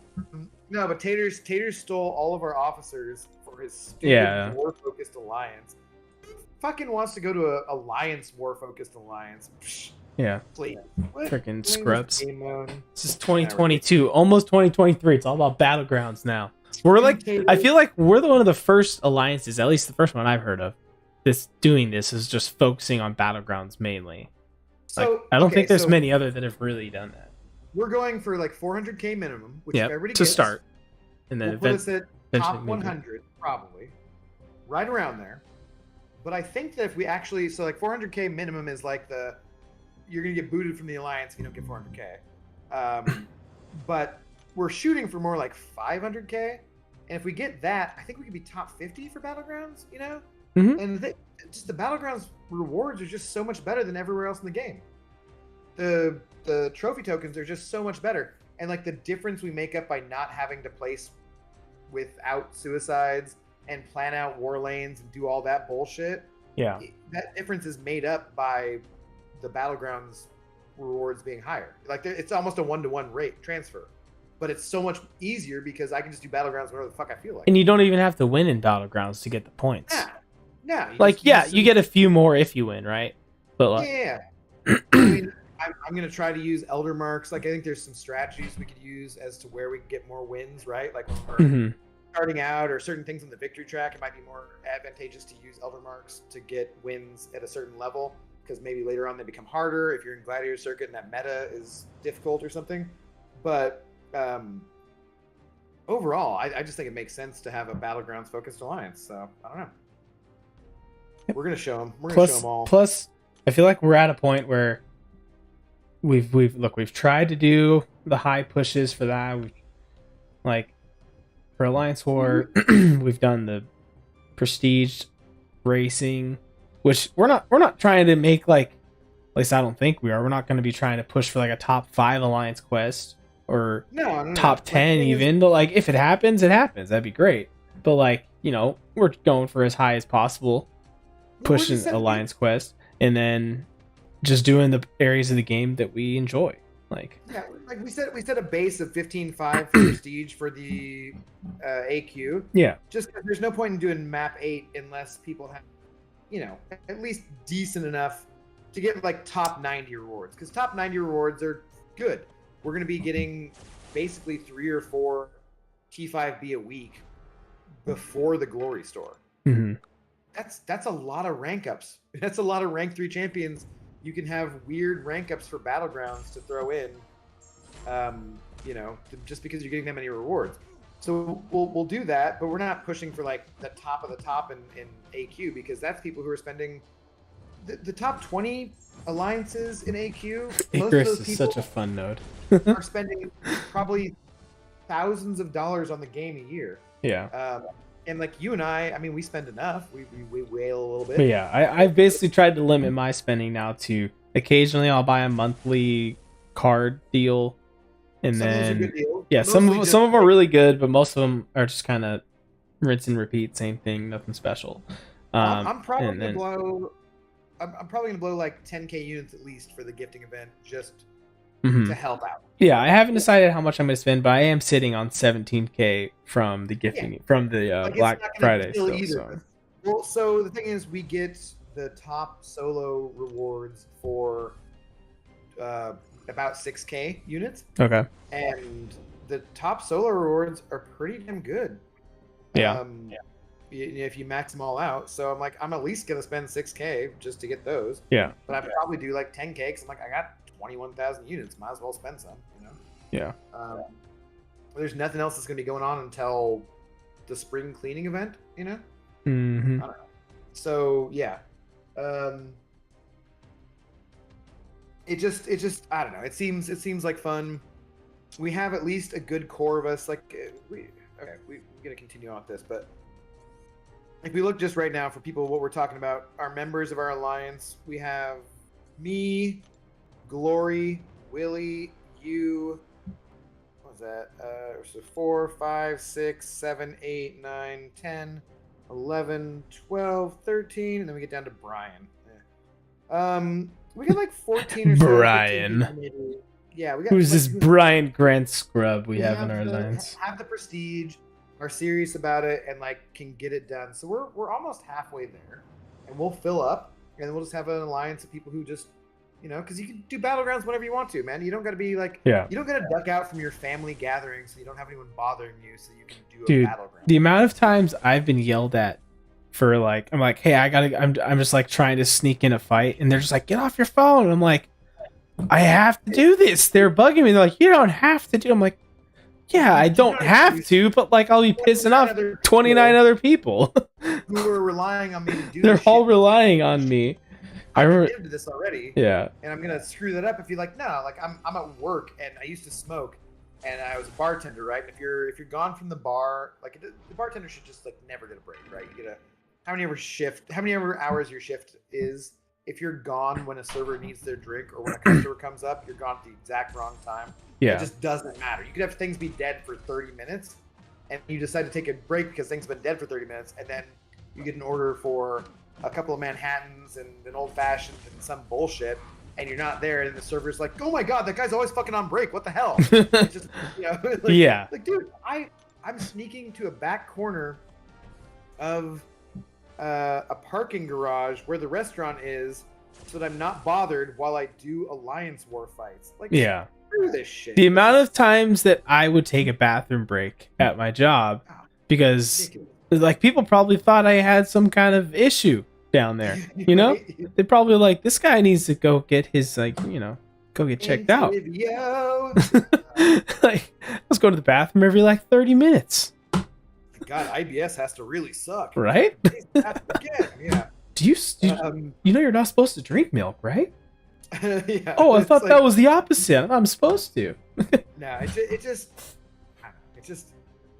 I don't want to have to do that. AQ is tedious and boring, but you can do it whenever, and if you die, there's really no consequences. You have 15 items.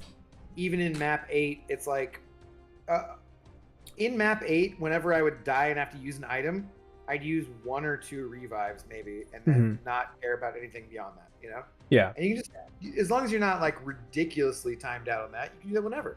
It's no big deal at all. I mean, they have made things a lot easier War with Alliance War and Alliance Quest with the less nodes that are restricting of like holding other people up.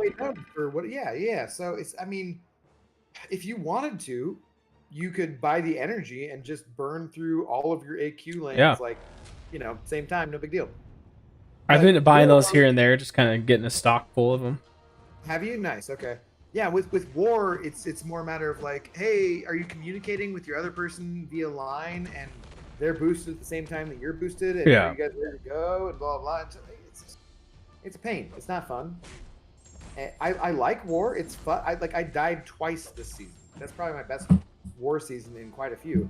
But every time we do Alliance War and we try to push, it's probably, so you and I have been together for at least, I don't know, a couple years now. Yeah, I was gonna say whenever I came back into 2 Loki, right? I don't think we were any before. into Loki, really. Yeah, Uh, and that was it's yeah, been over and 2 years now. yeah. Well, shit, it was longer than that ago than we went to the game, I guess. Oh yeah, maybe it is But 3.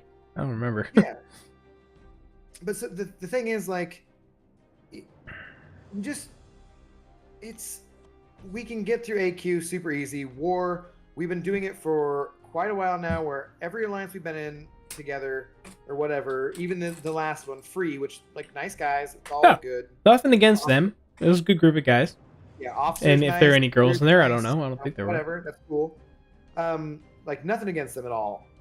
It's just that everyone's always like, let's push in war.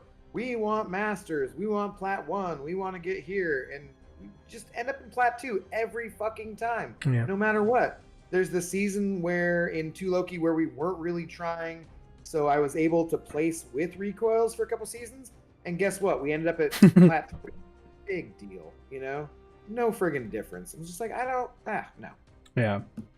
That didn't mess up. Okay, we're like way off of I think we've Andor fully talk. gotten off of our Andor.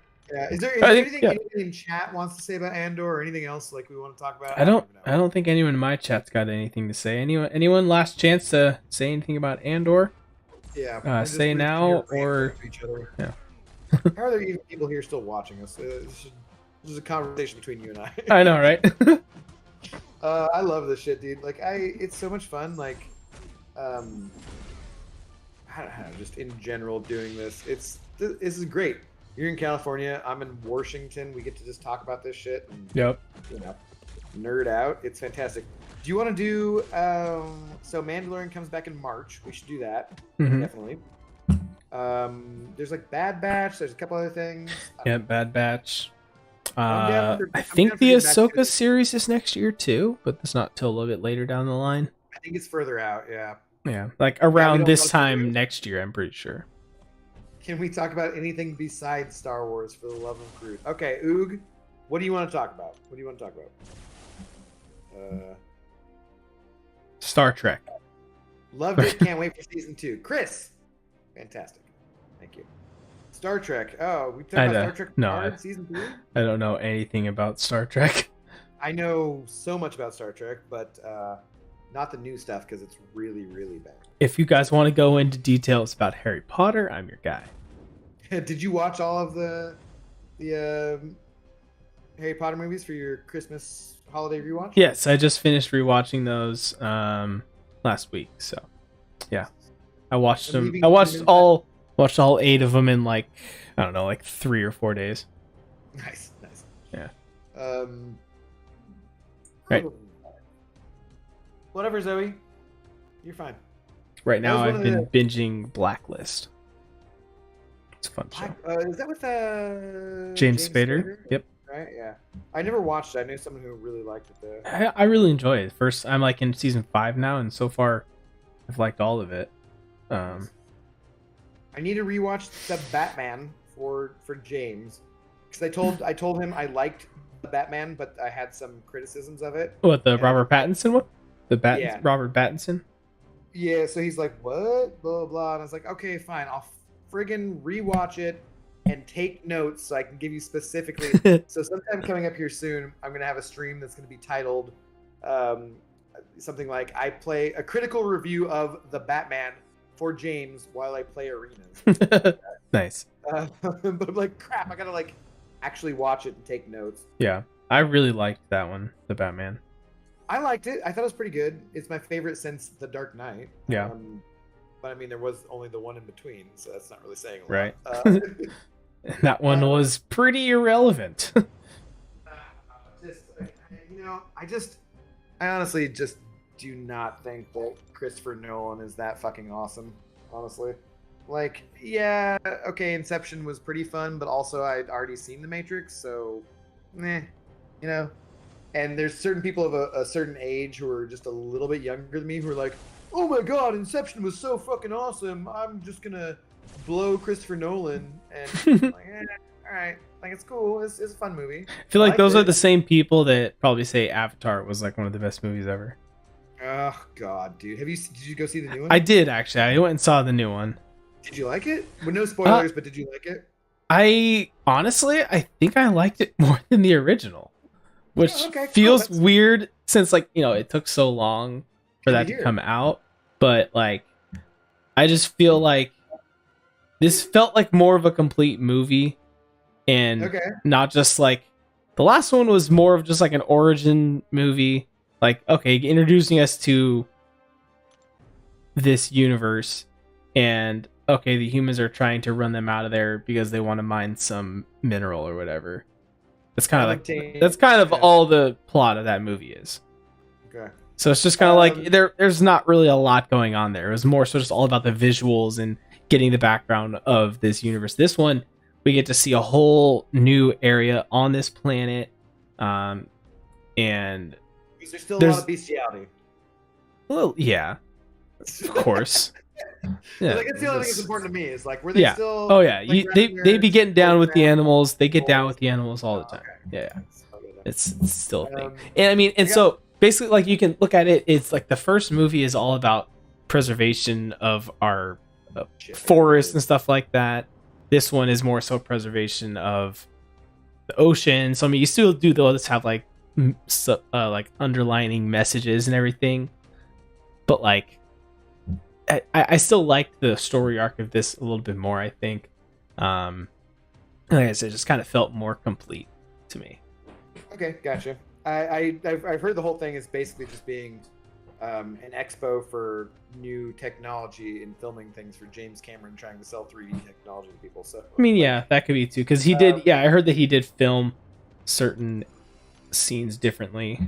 Well, so there's a thing And, like like- so in Seattle we have this place called the Pacific Science Center, Okay. which is pretty cool. It's for like more for kids, and you just go check out exhibits about sciencey kind of stuff, right? And it's fun to do when you're a kid. They have like a butterfly room where like just tons of butterflies come and land on you and a bunch of shit, or an exhibit of naked mole rats that I don't know. They kind of carve out their domain. You can see it all and stuff. But they also have some IMAX theaters, which are like actual real IMAX, right? Like not just Regal saying it's an IMAX, but they have the giant screen and the projector. Mhm. And there's actually, so I think it was there in Cinerama where there were only 2 or 3 of them left in America for the particular type of IMAX 70 millimeter screens or something. Mhm. And that was one of them.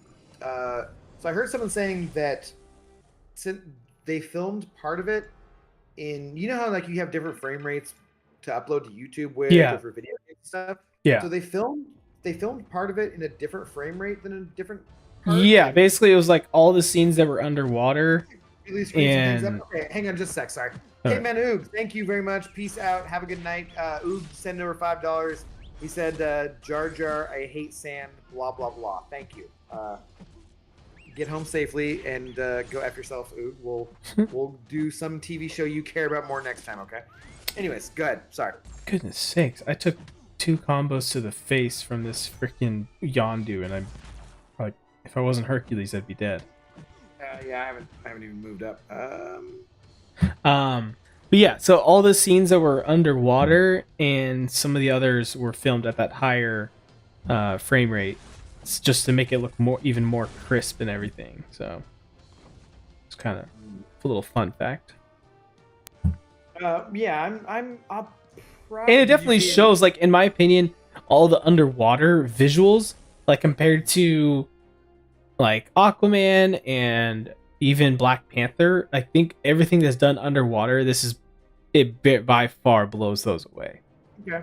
Did you see it in 3D? Was it worth I seeing did. in 3D? I did see it in 3D. Honestly, I hate 3D movies, but my buddy booked it, and I didn't mention to him that I don't like 3D. Yeah. Mainly because I have glasses of my own, and it's annoying to have to wear 2 pairs of glasses, and it just gave me a headache the whole time though watching something in 3D.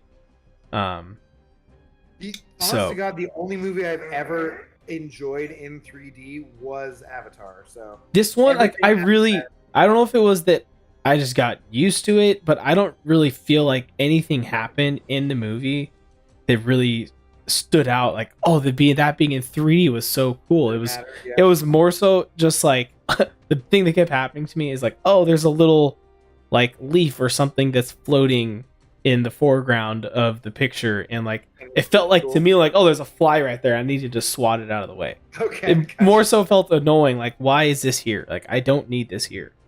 Okay, interesting. So, in my opinion, yeah, the 3D didn't really add much. Like, sure, yeah, there's a couple of moments where someone jumps out of the water and that looked kind of cool, I guess. But I don't know. Maybe I'm just a 3D hater. I don't really care for 3D movies. I don't like 3D either, though. So, like, literally, Avatar is the only one I thought was like, oh my god, that's really cool. Yeah. And then everything after that I went to see in 3D was just like, this really sucks. This is pointless. It was weird too, because like even the previews, like they had a preview for Ant-Man and Guardians of the Galaxy 3 that were in 3D. And I'm like, those movies are coming out in 3D? Like, what?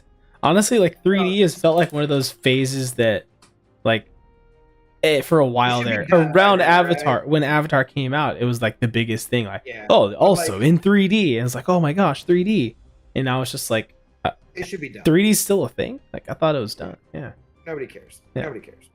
Nobody cares. Nobody cares. Nobody cares. I went all the way down to Herc's immortality phase. This fight still isn't over, and I'm back up to 57% health. What the heck? What is happening? Like, can we just get done with this already? Okay. Sheesh. Hi, Zoe. What's up? You're fine. Yeah, you're good.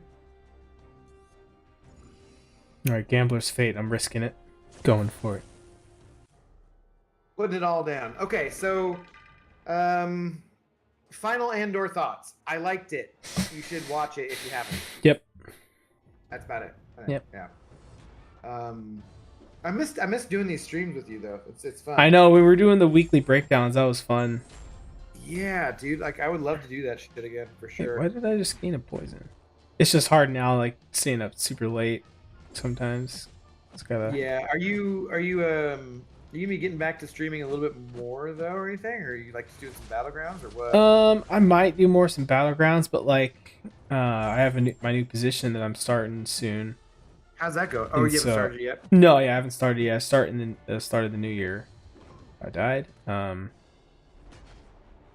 That was annoying.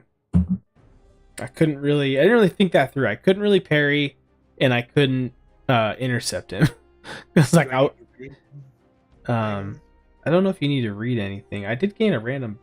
Oh, Gambler's Fate. That's what it was. That's why I gained a poison. Right. I had 2 poisons on me too, so I was like, I wasn't regenning any health. Well, this is stupid. Just wait, though.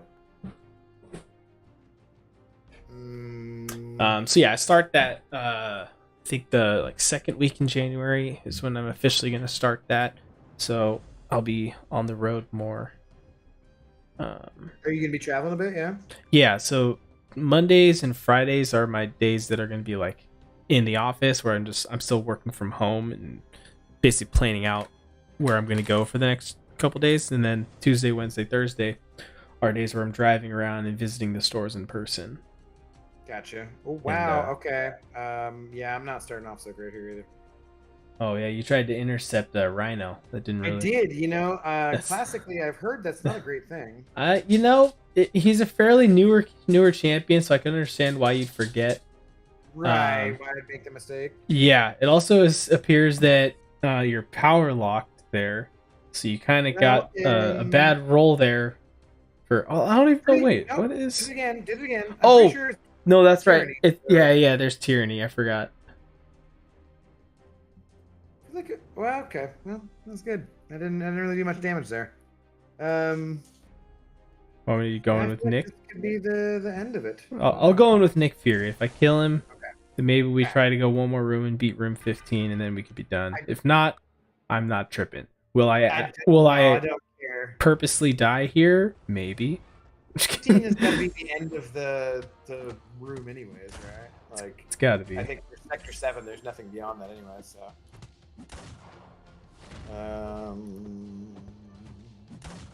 What's up, Dylan? This is bullshit. You see that there's another Eternity of Pain coming out? I did. Acceptance. We all knew it was coming, right? Yeah. Just just like I'm over Eternity's Pain at this point. I'm just like I want it to be over. I love the rewards. I love the rewards. I don't like the challenge. I actually didn't even get the top challenge milestone this last one, because yeah, when Nick Fury was the boss, I forgot to do one of the challenges, and so then I was just like, well, if I missed one of them, I can't get the final one. So I just, holy crap. How many R4 champions do you have now? Oh my gosh, that was stupid. I have 11. 11. I think. I don't know. I'll have to look. Come on, just die, dude. Just die. Throw your special. Throw your special. Are you in your second life already, even, or no? Yeah, I accidentally got. There he goes. He died.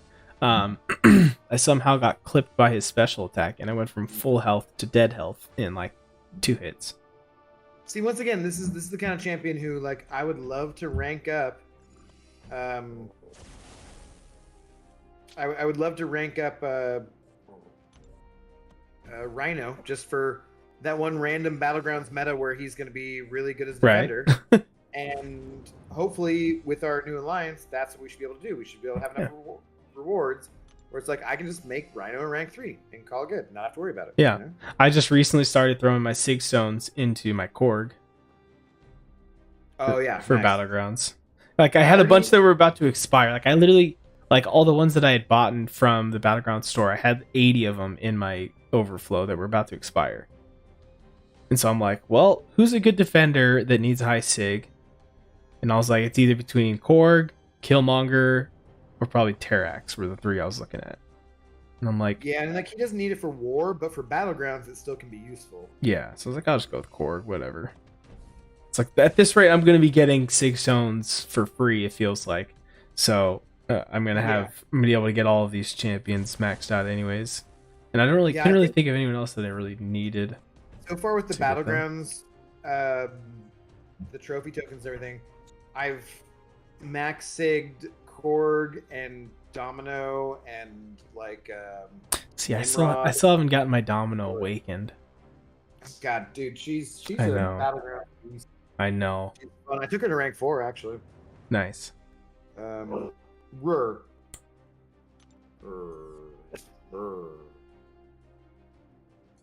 No, you can wait. Wait. Well, we're almost done with the stream, Zoe. I'll take you out after that, okay? I'll take you out. I'll give you some food. You'll be fine. You can wait. It's room 15. Let's get it. Mm-hmm. Who else? Yeah, I think it was Nimrod, Domino, and Korg. I forget who else. I want to get Angela to max Sig. That was one that I maxed out, actually, was Angela. I mean, I did max Sig OG Scarlet Witch, so that was some of them. I just duped mine from the free crystal we got from the calendar. Nice. Yeah, I was like, oh, that's cool. Like, I love the classic champions. Mm-hmm. I want to take her to rank 4, but I was like playing around with her a bit at rank 3 in Battlegrounds, and she just is not reliable enough to really make that much of a difference. So I'm hesitant, you know. Just happened.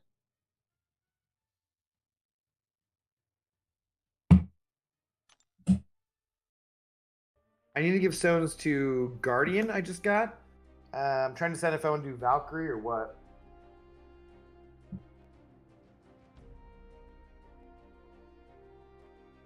Dude, where you at? I died. I'm watching the playback. I don't know what just happened.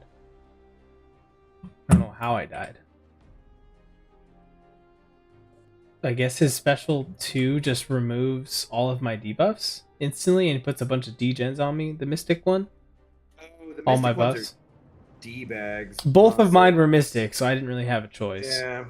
And yeah, he got me down to my ammo. He used a special attack and he places degen on me somehow. I don't know. Well, see if you can get it. I'm gonna go feed Zoe real quick. I'll be right back. Okay. I don't really like my chances here, chat. So I don't have the extra life of my Nick Fury available.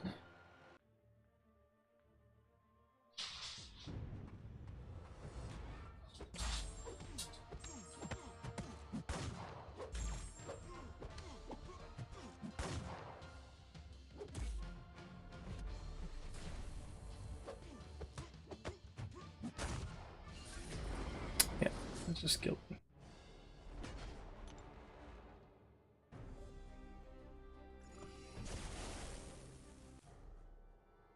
Well, gold pool. Just like I said, you're going to be the guy. Does anyone actually know how to play gold pool? Like, is there any strategy?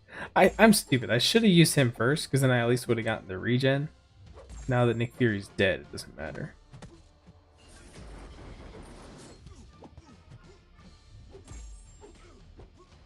Just like doing no damage though. Like, oh my gosh.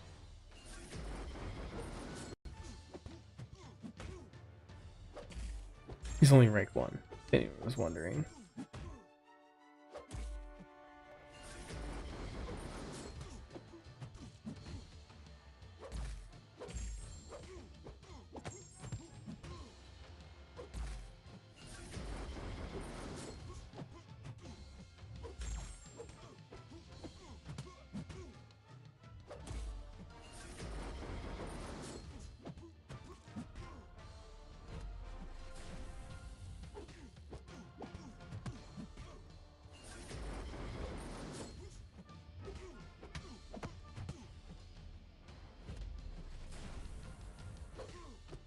This seems fun. This is going very well with gold pool. Oh no! Right as I say that, I had been on point evading his special 2s, which were Morningstar special 2, and then I finally got clipped by one when he got down to 12% health. Well, my guys are all dead. Okay, I'll try, but we're probably just toast, and who cares? Honestly. Yeah, I don't really care. We will try. I'm not going to read anything. Let's just go ahead and proceed along. Yeah. All right. So final thoughts. Like, I think we covered like a lot of stuff, but like, honestly, there's just so much stuff to cover. Yeah. Either way, it's just good to talk to you, my friend. Indeed. Yeah. Been a minute. I love doing these kind of like streams. These are not. Yeah, I'm dead. These are not the best streams for as far as because it excludes some people who don't want the spoilers, don't want to see it, or not and so forth. So they're never like the highest rated or the most watched kind of streams. Oh yeah, but dude, they're fun for me. Like I love just to be talking with a friend about a show you like. Oh yeah, indeed. It's good time. What's the next thing coming up? I don't even know. What's the next on the movie wise, it's Ant-Man and the Wasp Quantumania. Okay. Pretty sure. In March we got Mandalorian season 3. What other Loki season 2's coming? One hit. When is that? One hit. Oh, that's actually. And there we go. Oh, it's 2 hits. Yeah, okay. Yeah, so we got that. Oh, there. You said you played. You said you played Fallen Order. Yep. There will be the second one, Survivor, coming out. I think around the same time as Mandalorian. Yep. In March. So that's cool. Marvel, Disney Plus, upcoming shows. Yeah, this guy is regenning like a mofo. This is not going to get anywhere.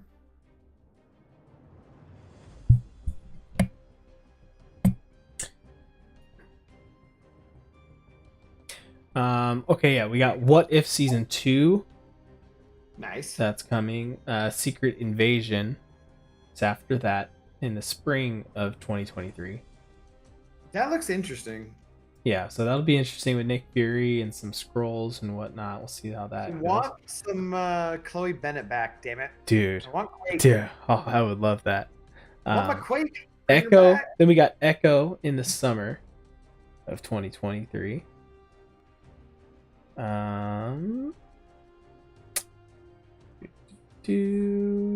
Loki season 2, summer 2023. Ironheart in the fall. X-Men 97 in fall. That'll be interesting. Like, I'm not huge into cartoons, but the X-Men original series was my favorite. So yeah, Agatha in the winter, 2023.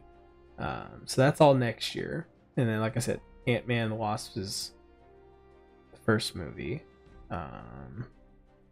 Well, my friend, we went pretty far. Yeah, I think we made a valiant effort.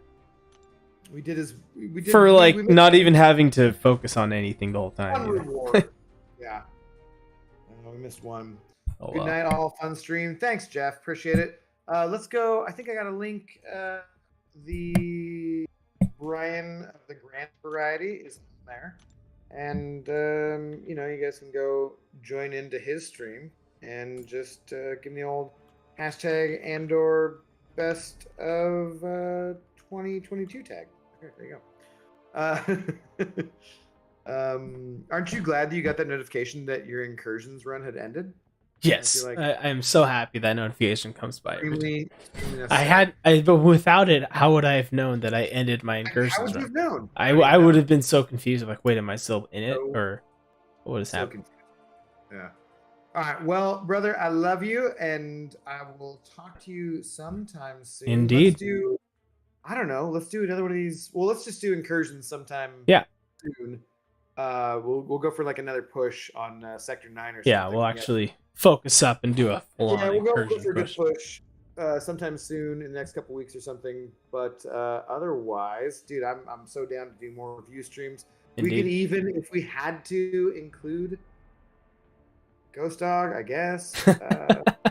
Do we dare get a third party involved? Absolutely necessary. But yeah, let's do this again sometime soon. Have a good night. I'll talk to you later. Okay. You too, man. Have a good one. Peace. Bye.